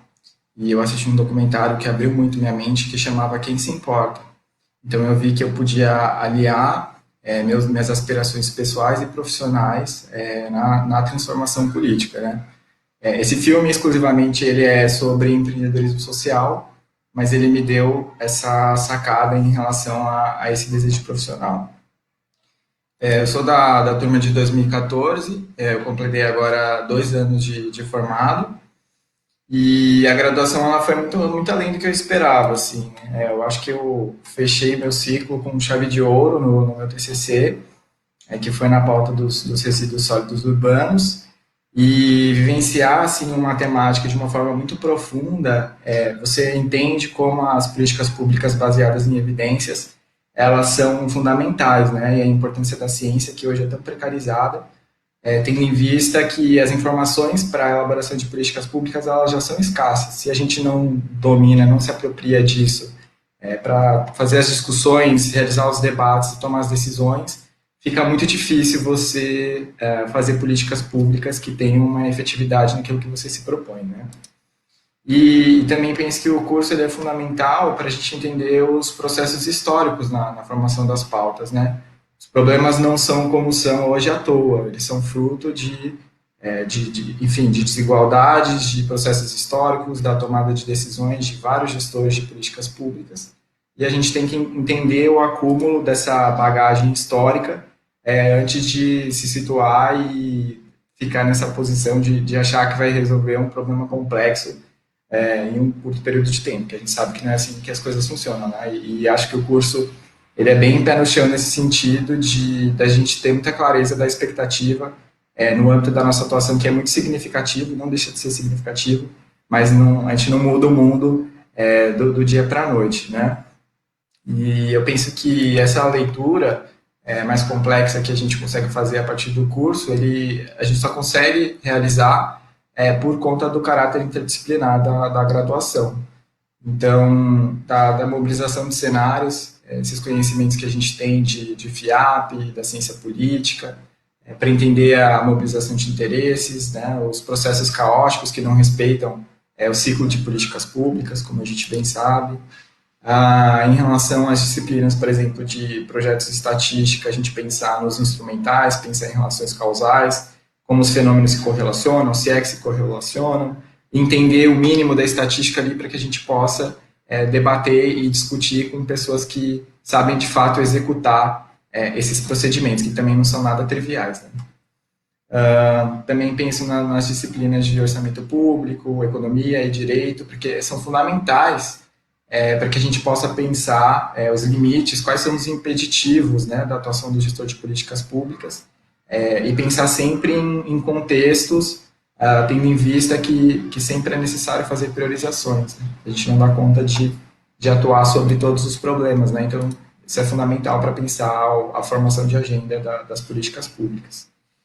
E fora as disciplinas, eu também queria destacar aqui que é fundamental os aprendizados extra-classe, né? Eu tive experiência como RD, acho que é fundamental essa participação, a gente se pressupõe aí fazedores de políticas públicas, e se a gente não inicia nesse processo participativo, seja no seu bairro, no seu curso, ou enfim, qualquer instituição que você pertença, acho que é um exercício fundamental que a gente tem que ir praticando e tornando o nosso olhar mais sensível para essas questões, né, da participação.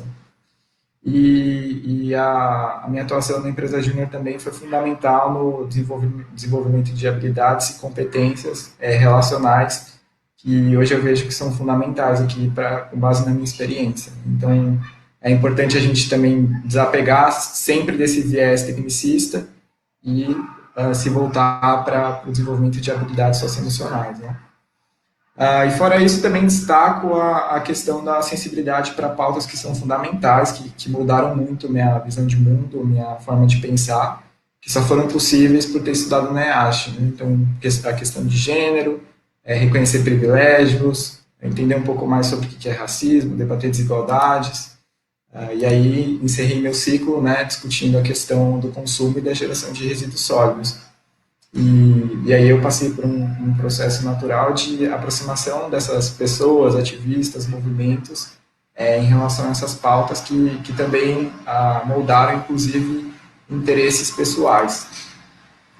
Falando agora da minha experiência profissional, eu imagino que vocês já tenham falado aqui do caráter generalista dentro do curso.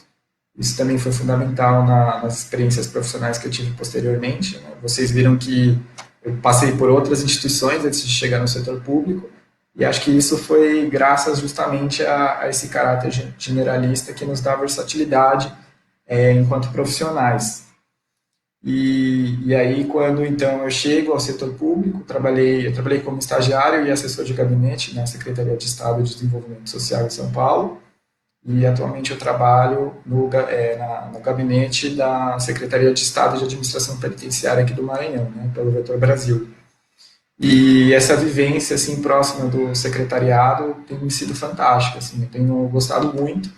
É um ambiente de muita pressão, e novamente há uma expectativa de que a gente dê respostas para problemas complexos em curtos períodos de tempo. Infelizmente isso é natural, né?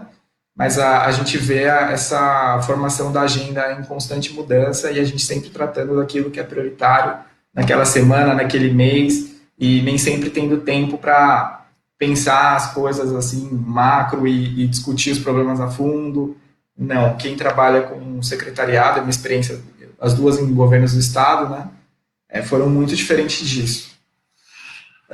E os desafios de lidar com políticas públicas estão nos próprios problemas sociais, né? Falando um pouco da realidade do Maranhão, provavelmente se alguém ouviu falar do sistema penitenciário do Maranhão, não é coisa boa que vocês devem ter ouvido falar. Ficaram muito famosas as rebeliões que aconteceram aqui, lá pelos anos de 2013 e 2014. Então, o sistema chegou a ser reconhecido como o pior do Brasil, e hoje a realidade é muito distinta disso, né? Então, acho que foi fundamental a manutenção do secretário, que é o mesmo desde 2015, e que tem dado uma continuidade para um trabalho muito interessante de ressocialização.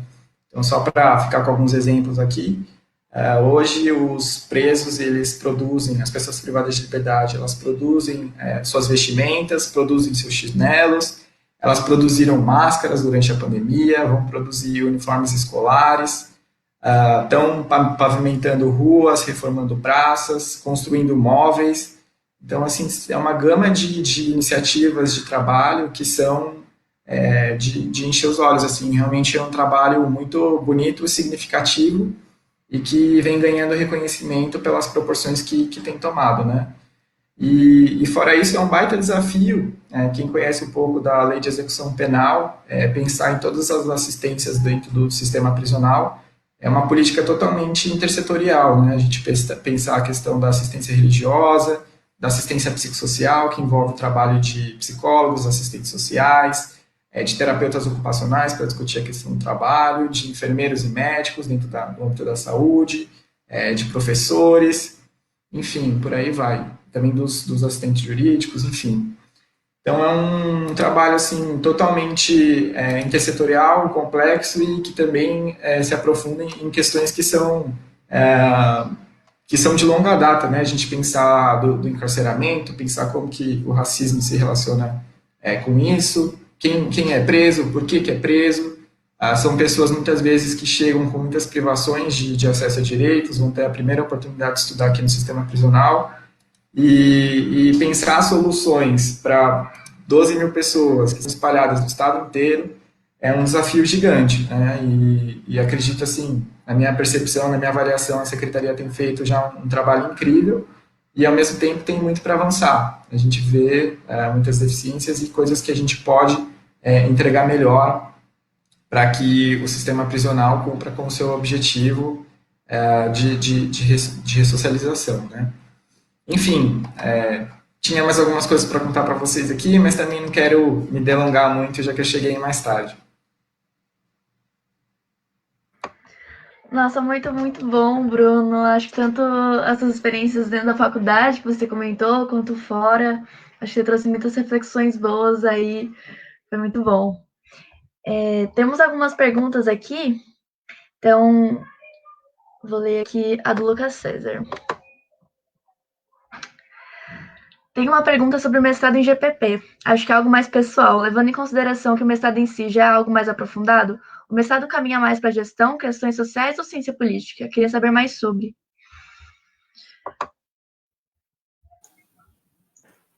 Vou dizer, trazer meus palpites, e aí, se alguém também quiser trazer a visão dos outros programas, acho que é importante. Quem está fazendo, já fez, acho que é relevante.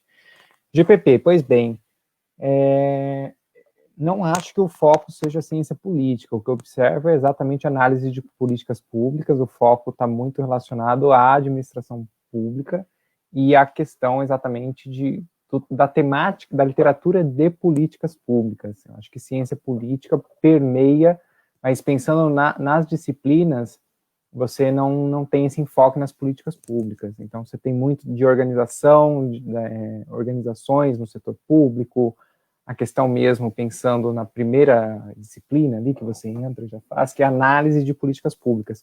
Uma vertente ali inicial falando sobre políticas públicas, a formação de agenda, implementação, análise e monitoramento, pensando de maneira holística, né, evidentemente de uma maneira mais aprofundada, e uma segunda etapa da disciplina que foca muito ali na administração pública mesmo. Então, eficiência, eficácia, efetividade, da questão da economicidade, a própria questão, enfim, da nova gestão pública, acho que tem essa vertente mais forte dentro do curso.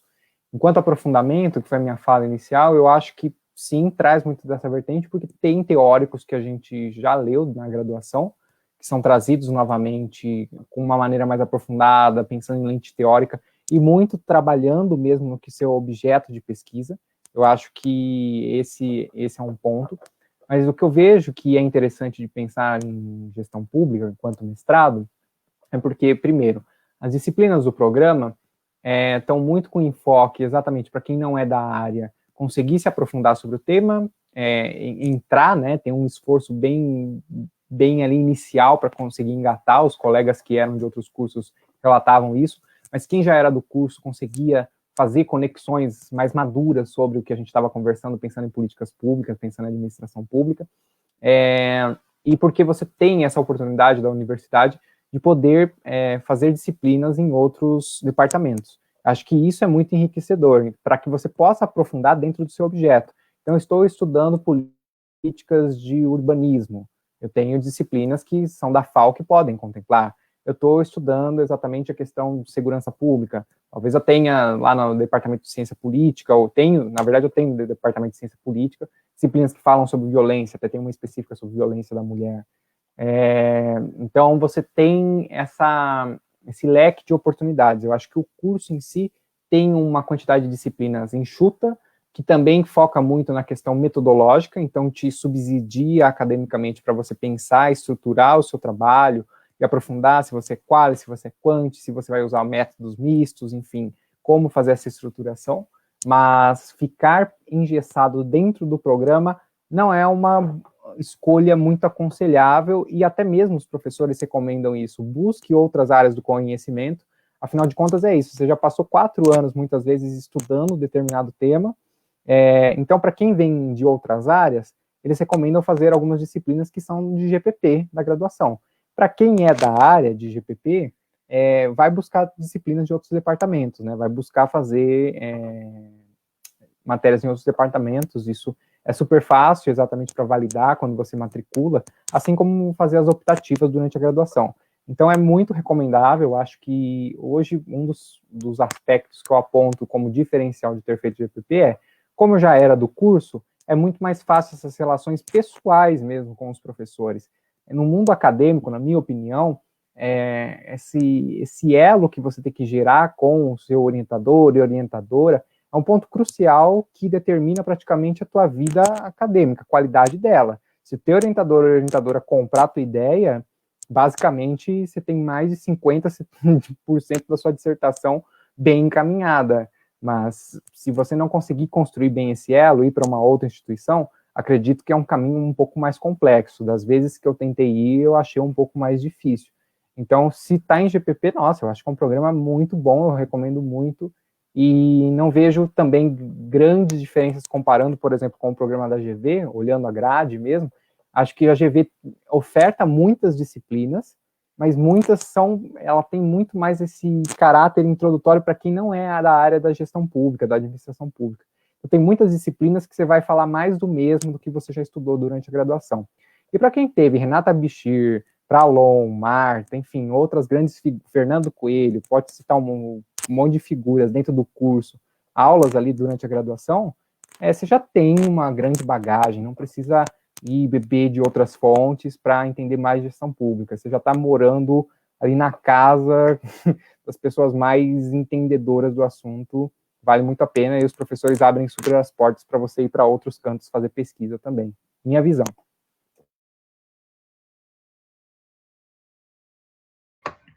Muito bom, Vinícius. Alguém mais quer complementar alguma coisa em relação ao mestrado?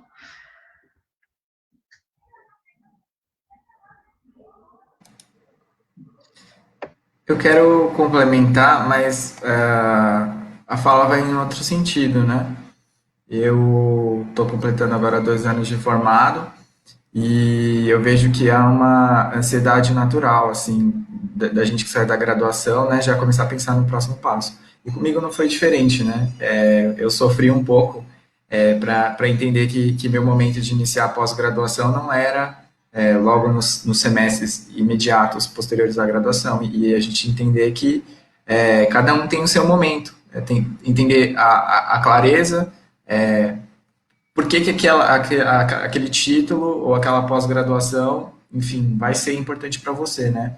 Eu não tenho dúvidas de que deve ser sensacional, inclusive quero fazer, mas só compartilhando porque eu sofri um pouco em relação a isso, e imagino aí que os estudantes de GPP também possam tá vindo a sofrer em relação a isso.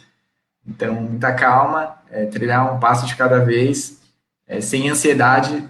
Acho que começa a preocupar quando aquilo começa a te fazer mal, né? Enfim, deixar esse recado para a galera. Deixa eu aproveitar então o gancho do Bruno, porque eu iniciei o mestrado na IASH, foi no mesmo ano que eu fui nomeada como APPGG. Então, eu comecei ali março de 2017 as aulas, e em maio eu fui nomeada.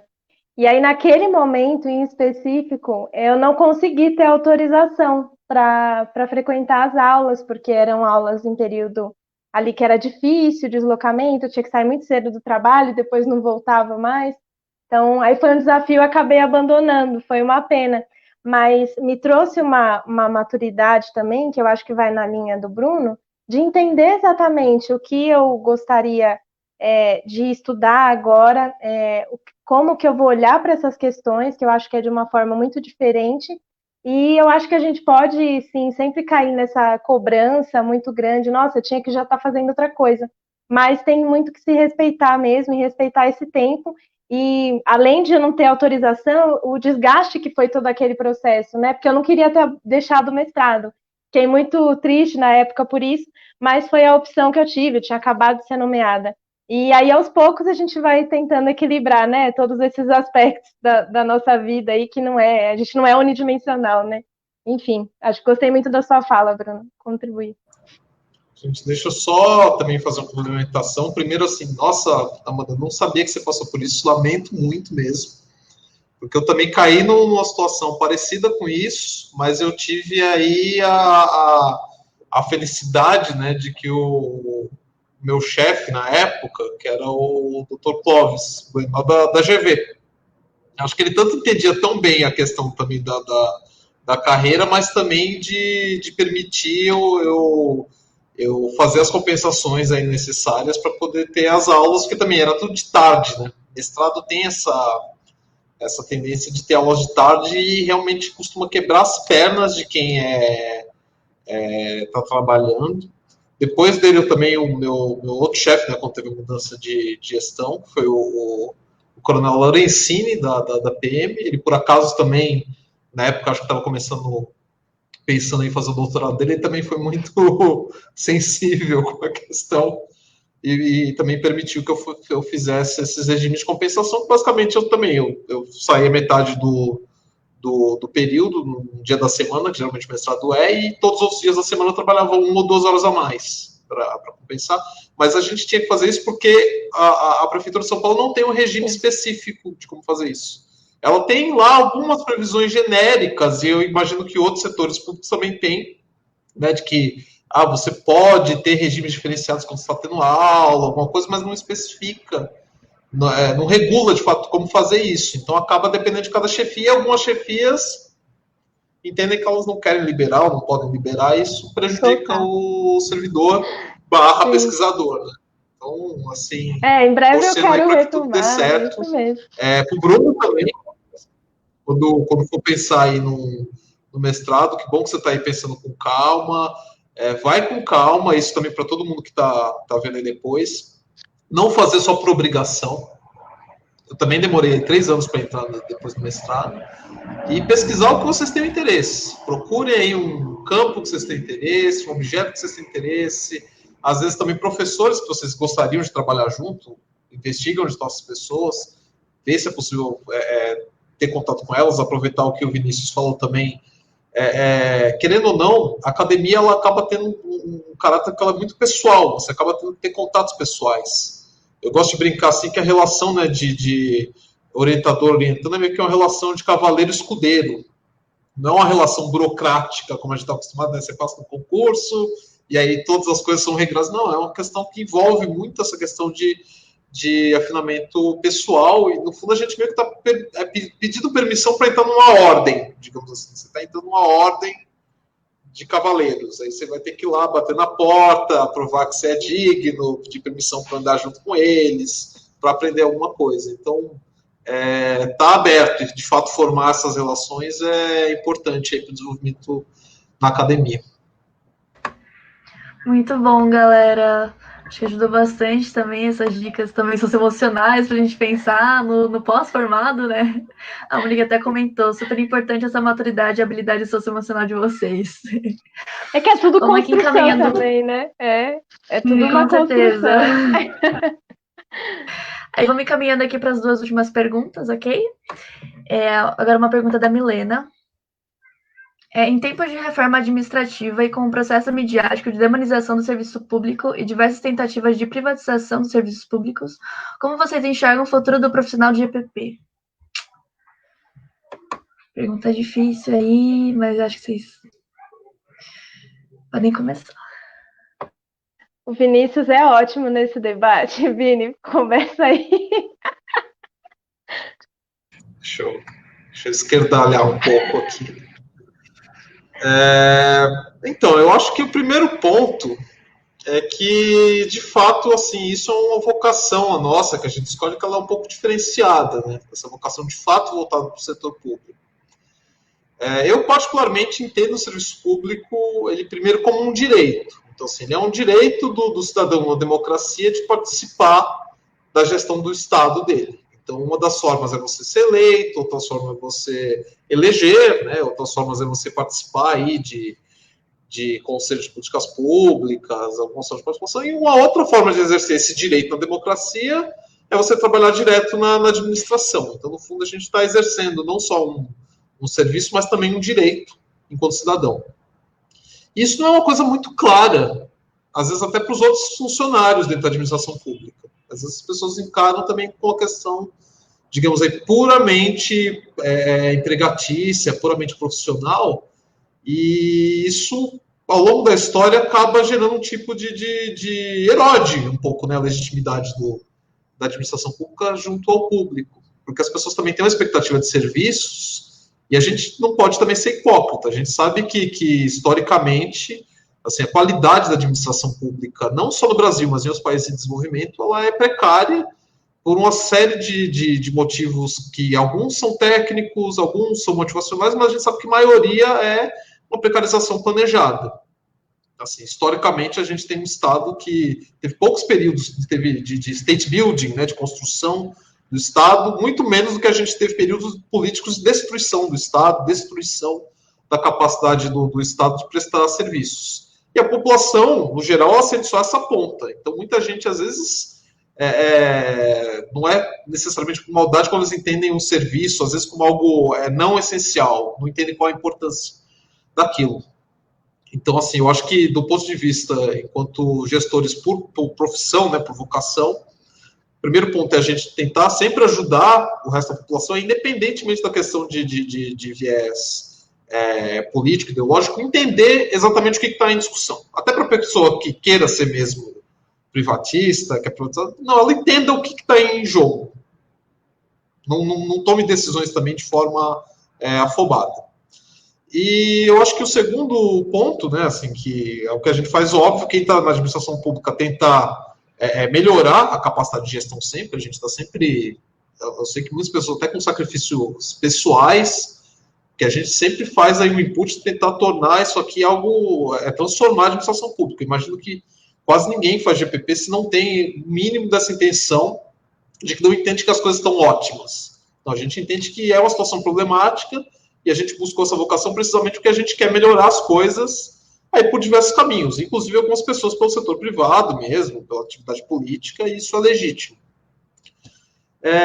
E, por fim, eu acho que, assim, uma outra discussão que falta é o quanto a gente também se engaja com a luta dos outros trabalhadores, inclusive do setor privado.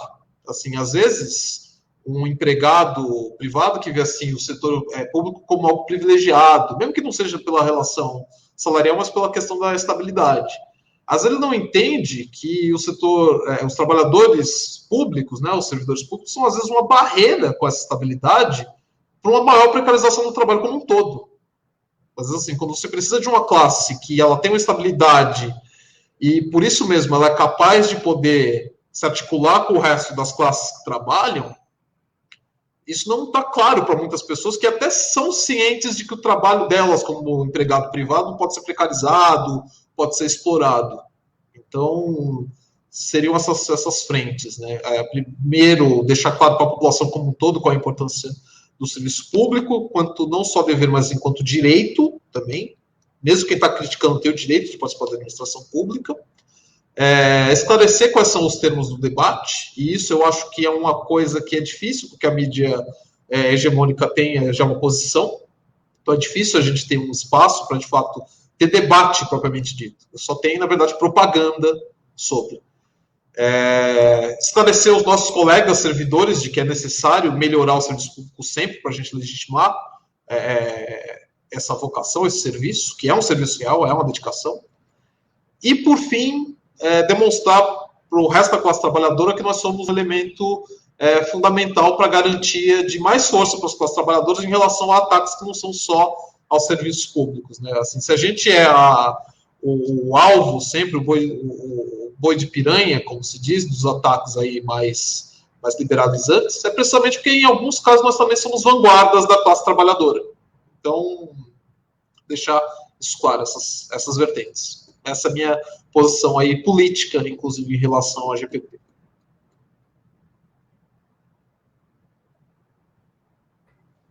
Bom, alguém quer complementar um pouco? Falar sobre essa questão? A pergunta da Monique também vai um pouco por esse lado, né? Acho que eu posso ler aqui também pra gente. Dá para juntar essas duas perguntas. Na mesma linha da pergunta da Milena, como nós, GPPistas, podemos lutar contra essa narrativa de que todos os servidores públicos são privilegiados? Vejo que essa visão está acentuada por conta também do contexto da precarização do trabalho, em que direitos são vistos como privilégios. Quem gostaria de comentar um pouco? Eu acho que tem um papel importante nosso, que o Vinícius já abordou sobre isso, mas é a gente se entender junto com todos os outros trabalhadores e, de alguma forma, a gente se engajar em lutas de todos os trabalhadores, dentro da administração e fora, com o âmbito privado e tudo mais. E eu acho que isso tem uma potência muito grande e que a gente explora pouco, sabe? Cada vez mais você vê sindicatos demonizados também, vai ter desconto e não sei o que, organizações, enfim, organizações de trabalhadores que sofrem essa demonização também, e às vezes a gente, por não participar, não, deixar para lá, alguma coisa assim, a gente não fortalece, e aí, ao a gente não fortalecer, a gente enriquece esse outro debate que é contrário, né, a nós mesmos. Não sei se eu fui meio confusa agora, mas eu acho que a gente se fortalecer como grupo, sabe? Deixar de atuar menos individualmente, porque como grupo a gente tem muito mais potência, então é procurar se articular institucionalmente também. Eu acho que esse é o caminho. Não tem outro. Ou se a gente continuar atuando individualmente ou só se posicionando individualmente, sempre vai ter um obstáculo muito grande à frente. Se a gente se mobiliza como grupo, tende a ter um impacto muito maior. Deixa eu só complementar um ponto que eu fiz que talvez não possa ter ficado muito obscuro, né? Quando eu digo assim que às vezes o serviço público é vanguarda aí para as lutas dos trabalhadores no geral. Não só do ponto organizacional, obviamente, como a Amanda pôs aqui, de que a gente pode ser um elemento importante para a atuação aí sindical, tem um peso, mas é porque também, enquanto provedores de políticas públicas, né, nós somos gestores de políticas públicas, às vezes a gente está engajado na prestação de serviços que são fundamentais para a garantia da vida dos trabalhadores, não só na situação de precarização, mas na situação normal. Assim, quem vai garantir o serviço de saúde, transporte, iluminação, esgoto são servidores públicos. Então, assim, até para o trabalhador poder tomar consciência e pé, assim, politicamente da posição dele, de quais são os interesses dele como trabalhador individual e como membro de uma classe que trabalha, contra outras classes que têm outros interesses que, obviamente, não são exatamente os nossos, nós, como servidores, a gente garante, no mínimo, essa infraestrutura aí que permite, por exemplo, que a pessoa se instrua, que os filhos dela se eduquem, que tenha creches para as mães, que um trabalhador tenha um problema de saúde, tenha atendimento de saúde. A questão até judicial, você tem os trabalhadores aí da Justiça do Trabalho. Então, tentar demonstrar e deixar claro para a gente que a gente faz parte da luta dos trabalhadores e vice-versa. Para os outros trabalhadores que a gente também está aí com eles. Sim. Só trago mais um aspecto, falando agora até mesmo no ramo da educação, né? Hoje saíram os resultados do IDEB, enfim, sempre todo ano de anúncio de IDEB, as principais manchetes sempre tentam comparar a rede pública à rede privada, né? Por que a rede privada dá certo, a rede pública sempre é um fracasso e assim por diante, e por que a gente não consegue resultados? Primeiro que isso é um equívoco, né? Comparar as duas redes não faz o menor sentido. Você tem uma questão de infraestrutura das duas redes que é totalmente diferenciada, mas acima de tudo você tem a questão do nível socioeconômico, do público que você atende. E o que eu quero dizer? A escola pública, ela não seleciona os melhores estudantes, ela abarca todos os estudantes que queiram estudar na rede pública de ensino. E isso, você, enquanto gestor público, tem que dar conta do recado no sentido, eu estou com uma superlotação na turma e eu preciso talvez abrir mais turmas e talvez eu não tenha mais espaço, então isso aumenta a necessidade de alunos por turma, eu tenho um limite de gastos, eu não posso sair contratando professores do dia para a noite. E vejamos, a categoria de professores, pensando no serviço público, é uma das que menos ganha, e ainda assim tem uma das maiores incumbências. Então, e aí você tem vários estudos que demonstram que as pessoas que querem ser estudantes, que pensam em ser estudantes, aspiram a essa as pessoas que querem ser professores, aspiram a essa profissão de ser professor no futuro, estão dentro da rede pública de ensino. Então você retroalimenta esse sistema de uma maneira em que você tem essa precarização do próprio sistema de ensino. O gasto médio por aluno, em todo o Brasil, pensando para o ensino fundamental, a gente está falando de menos de R$ 5.000 por estudante.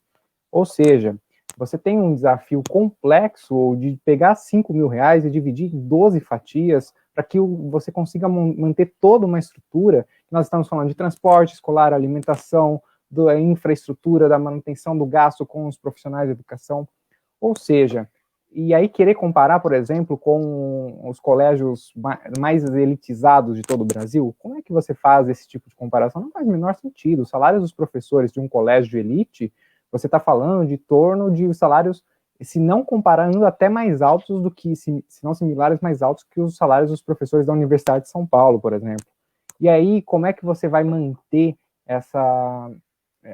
querer fazer essa comparação dos resultados? Então, esses privilégios, eles devem ser bem pontuados, né? Você tem essa complexidade. O Bruno até pode comentar melhor no sentido do Maranhão, que teve uma revolução na educação, no sentido de o governador colocar como política educacional a prioridade, vamos aumentar salário de professor também. Isso é um ponto de partida. Salário está atribuído à questão de melhores resultados educacionais? Nada comprova, não há um modelo. Mas dar salário justo a todos os servidores também é algo muito importante. Agora, mais do que nunca, a educação vem sendo um tema trazido sempre à tona, porque em tempos de pandemia, onde as escolas estão fechadas, a complexidade da gestão do lar, enquanto você tem pessoas em idade escolar, é muito mais alta. E o professor, nesse momento, teve que se reinventar também. Mas a questão eu me pergunto, quais privilégios realmente nós estamos falando? Que tipos de estrutura também o Estado consegue fornecer para esses profissionais? Então, é uma via de duas mãos também. Acho que a gente tem que trazer à tona esse debate. Quais são esses servidores que realmente são privilegiados? Trazer um pouco desse debate à tona novamente. Eu acho que a categoria de professores acaba sendo um bom elemento de comparação, porque você tem salários médios de professores que são abaixo do piso salarial, você tem professores, isso são dados públicos, você tem professores que ganham menos de R$ 800 por mês dentro da rede pública de ensino. Então, que tipo de privilégio é esse que a gente está falando, que um professor ganha menos que um salário mínimo? Então, esse é um ponto de partida muito importante. Fora a precarização do tipo de contrato desses profissionais de educação. Como é que você quer que um professor entregue bons resultados? Como é que você quer ver resultados de deve comparar? Se um professor na rede pública, aqui no estado de São Paulo, por exemplo, há anos que não há concurso para servidores, para professores, de forma que eles pensem em um plano de carreira. A grande maioria é tudo o famoso categoria O, que são professores temporários. Eles passam um tempo na rede, de 1 a 2 anos dando aula, depois eles têm que ficar isolados da rede para que outros possam entrar e você tem rotatividade. A questão é, sem acompanhamento, sem pensar em progressão do estudante que vai passar por toda a rede de ensino, que esse professor consiga acompanhar a evolução desse estudante, como é que você vai pensar em melhoria de resultados? A rede privada tem um plano de carreira, você tem um coordenador pedagógico por sala, você tem um número de alunos limitado por turma. No volta às aulas, a gente consegue ver claramente as diferenças entre as redes pública e privada, como é que elas estão voltando. No Amazonas, por exemplo, a rede privada, né, iniciou as aulas praticamente com a rede pública. Se fizer um paralelo entre as duas redes, a gente consegue facilmente identificar por que você tem diferenças nos resultados educacionais. Acima de tudo, a gente não pode esquecer, o serviço público é para todos e para todas, ele não é excludente. A partir do momento que eu não faço seleção de quem está na rede pública, eu, enquanto gestor público, eu tenho que arcar com aqueles gastos. Eu estive no Amazonas, por exemplo, lá nos rincões para ver aquele modelo de mediação tecnológica funcionando, e um equipamento demora 3, 4 dias para poder chegar lá, para o menino ter aula no sistema EAD. O custo do aluno é muito mais caro desse estudante do que o estudante que está em Manaus, na capital. Mas isso não importa para o serviço público. Eu tenho que atender igualmente e dar as mesmas oportunidades para quem está no extremo rincão, onde eu demoro 3, 4 dias de barco para chegar para levar um equipamento de TV e ter no mínimo, quer dizer, no máximo, 2, 3 professores naquela sala de aula, que é a mão de obra que eu tenho ali. E eu também tenho que atender o estudante que está em Manaus, na capital, que é muito mais fácil esse esforço, essa coordenação para levar a infraestrutura, para levar o corpo docente para dentro da escola. O serviço público ele não é excludente. Dessa forma, independente do tamanho do gasto, de quem seja, a gente não está pensando em cortar custos, a gente está pensando em otimizar os recursos e atender a todos e a todas. É esse o ponto de partida que a gente sempre tem que recordar também, enquanto os servidores públicos, enfim, entusiastas da gestão pública. Perfeito. Complementando a sua fala, eu também tive a oportunidade de ir para o estado do Amazonas e um ponto que a gente talvez nem para pensar muito, né, morando em São Paulo, são das próprias diferenças regionais no Brasil, né? O desafio de você oferecer educação de qualidade no interior do Maranhão, no interior do Amazonas, ele é muito mais significativo do que você oferecer uma educação de qualidade em municípios próximos de São Paulo, né? É uma bolha só saindo para você ver como é essa realidade, né? Para você ter uma ideia, eu fui nessa comunidade indígena relativamente próxima de Manaus, 6 horas de barco, que, por incrível que pareça, é próximo, e lá você tinha um professor que atendia os alunos do ensino básico, e aí tem alunos de diferentes idades na mesma sala, no mesmo momento que o professor, e aí quando chega no ensino médio, as crianças elas têm que sair da sua comunidade e ir para um polo, porque você tem um problema, inclusive, de demanda, né? Como que você vai formar uma turma para o ensino médio? Você precisa de vários professores, você precisa do mínimo de alunos, né? Então, assim, o problema é muito mais embaixo e a gente tem que tomar muito cuidado com esses discursos simplistas. Aqui no Maranhão também, no interior do Maranhão, é uma outra discussão também, os países com maior vulnerabilidade no país, e a gente está discutindo questões de infraestrutura básica, né, nas escolas, né? Então, muito cuidado com esse discurso simplista e aí eu também reforço um outro ponto que eu acho fundamental para um bom gestor de políticas públicas, que é sair do escritório, né? É muito fácil a gente pensar políticas públicas no nosso conforto, no nosso ar-condicionado, nas nossas casas, se a gente não conhece a realidade, se a gente não vai falar com os profissionais de ponta que estão executando o serviço, que são as pessoas que realmente vivenciam aquele problema no cotidiano, a chance da gente desenvolver uma política que é totalmente desconexa do problema daquela realidade é imensa. Posso complementar? Queria só complementar Sim. o Bruno, porque na minha experiência na Secretaria de Mulheres, eu fui em 2016 que eu fui para a ponta, que eu fui conhecer todos os serviços, eu estava lá desde 2014, né?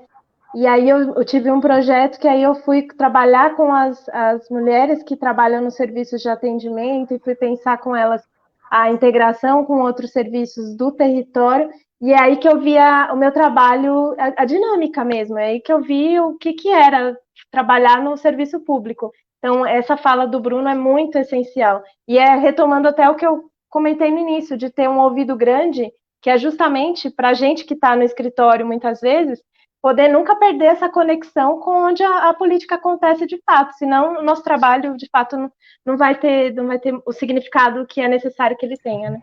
Acho que uma última coisa para complementar, sem ser muito chato, tagarela, é que assim, tem alguns discursos que vêm em relação a essa questão de demonização do serviço público que também se escondem atrás de uma retórica de neutralidade técnica, que era também o ponto que eu tinha citado no começo. Então, assim, um clássico que a gente está ouvindo, inclusive, nessa discussão aí da reforma administrativa, é que o Estado vai economizar muito, ou que o Estado gasta muito com o pessoal. Deveria, se ele não gastar tanto com o pessoal, ele vai poder gastar mais em saúde, vai poder gastar mais em educação. Só que a maioria das coisas que qualquer Estado faz, não é só o brasileiro, é serviço. Serviço é intensivo em mão de obra, é pessoas que prestam serviço. Quando você está gastando com o professor, você está investindo em educação. Quando você está gastando em médico, você está investindo em saúde. Então, é uma discussão de louco. Assim, se eu demitir todo mundo, não ter gasto com o pessoal, eu vou poder investir em saúde. Investir o quê? Fazer um hospital vazio, que não tem médico? Construir um monte de escola que não tem professor? Ou, na verdade, quem vai fazer também a zeladoria urbana? Não vai ter policial?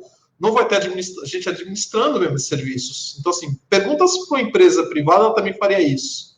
Que ela trataria aí todos os colaboradores, né, como gostam de se dizer, aí hoje nessa retórica empresarial, não, demite todo mundo que a gente vai usar todo o dinheiro em investimento, por exemplo. A gente sabe que tem áreas de desenvolvimento tecnológico, por exemplo, que as horas que você gasta com um profissional produzindo um produto que vai agregar um valor ali, não é contabilizado de fato como pessoal, é contabilizado como investimento.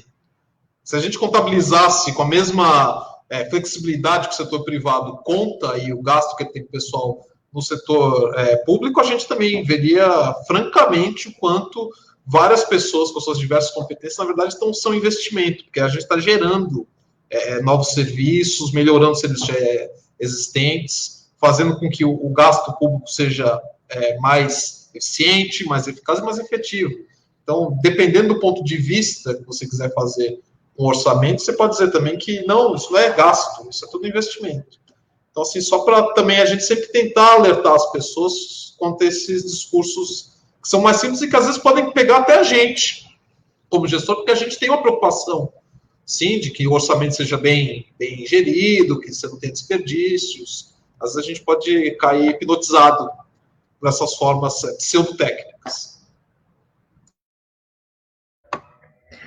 Muito obrigada, galera, por todas as falas de vocês, foram incríveis. A gente vai caminhando aqui para o encerramento, mas eu queria agradecer muito vocês por terem topado participar disso. Acho que foi um debate muito enriquecedor. A gente não se conteve só nas experiências, mas se expandiu sobre falar sobre a universidade, falar sobre desafios, falar sobre a defesa da nossa profissão, do serviço público e dos demais trabalhadores. Então, acho que foi muito produtivo. Eu gostei muito, muito de estar participando aqui com vocês. Espero que tenha sido produtivo para vocês também e para todo mundo que está vendo. E é isso, galera. Se vocês quiserem falar mais alguma coisinha só para despedir, para o final, gostaria muito de agradecer vocês.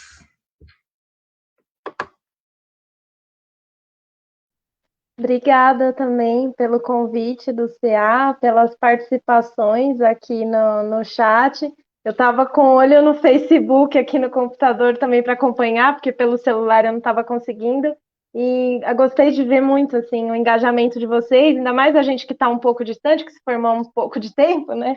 É muito bacana ter essa proximidade e ficamos à disposição, quem quiser saber um pouco mais da política que eu estou acompanhando. Eu acho que para o Vinícius vale a mesma coisa, assim, eu fico à disposição. Então, enfim, obrigada pela oportunidade, pela troca e estou por aí.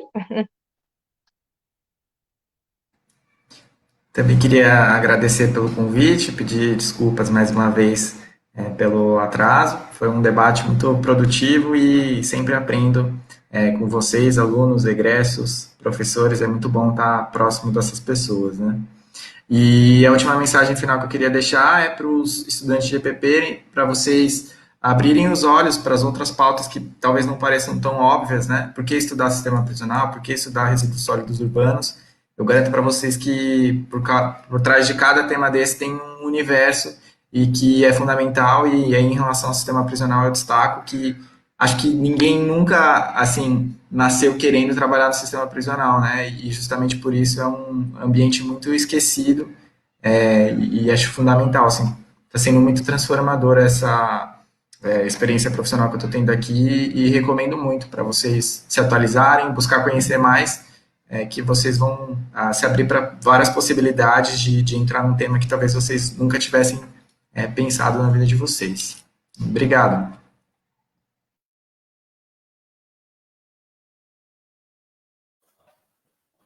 Eu agradeço muito a todos e a todas. Muito bom estar aqui novamente reunindo. Muito prazer a todos que estão aqui conosco, a todas. Eu não conhecia pessoalmente nenhum de vocês, mas já ouvi falar de todos, inclusive do Bruno. Eu já tinha até conversado com ele em outro momento por mensagem. Obrigado pelo convite novamente. E, enfim, é muito bom dialogar políticas públicas e ver como a gente consegue realmente estar envolvido em tantas áreas, né? É muito bom encontrar pessoas em diversas áreas de conhecimento dentro da gestão pública. Obrigado pelo convite, parabéns pelo trabalho, é muito bom uma mesa tão interdisciplinar quanto essa. Valeu, parabéns. Agradecer também aí o convite do CA, saber que ele continua aí em boas mãos, funcionando bem. Agradecer a todos aí, os graduandos, graduandas, professores que estão acompanhando também. Agradecer a Tainá aqui pela mediação da mesa, parabenizá-la, né, por estar como RD também de EPP, é uma experiência bastante importante, tenho certeza que vai fazer uma diferença grande para ela na vida. Feliz aí também por saber que o Bruno e o Vinícius estão bem também na carreira, que a Amanda também está bem, mas a Amanda é mais próxima, a gente troca uma figurinha. Mas e aí só recomendar aí que todo mundo mantenha-se firme aí na questão, né, da pandemia, levem os problemas nossos e da nossa sociedade a sério, não desesperem, no fundo a gente existe para esses perrengues aí mesmo, somos um poderoso híbrido para vencer as lutas que os outros perderam. Cuidem-se de si, cuidem-se dos outros, stay safe, GPP é mais amor. Perfeitos, muito inspiradores aqui. Queria até falar que o Vinícius também participou do CAS, nas outras gestões, foi diretor do CAS, então é muito interessante a gente ficar sabendo disso. E sigam aí nas redes do CAS, a gente está ativo aí no Instagram, no Facebook, a gente tem um canal no YouTube agora, então, para ter mais eventos, as postagens que a gente faz, só acompanhar aí que a gente vai ver com muita coisa legal. Muito obrigada, galera. Até as próximas.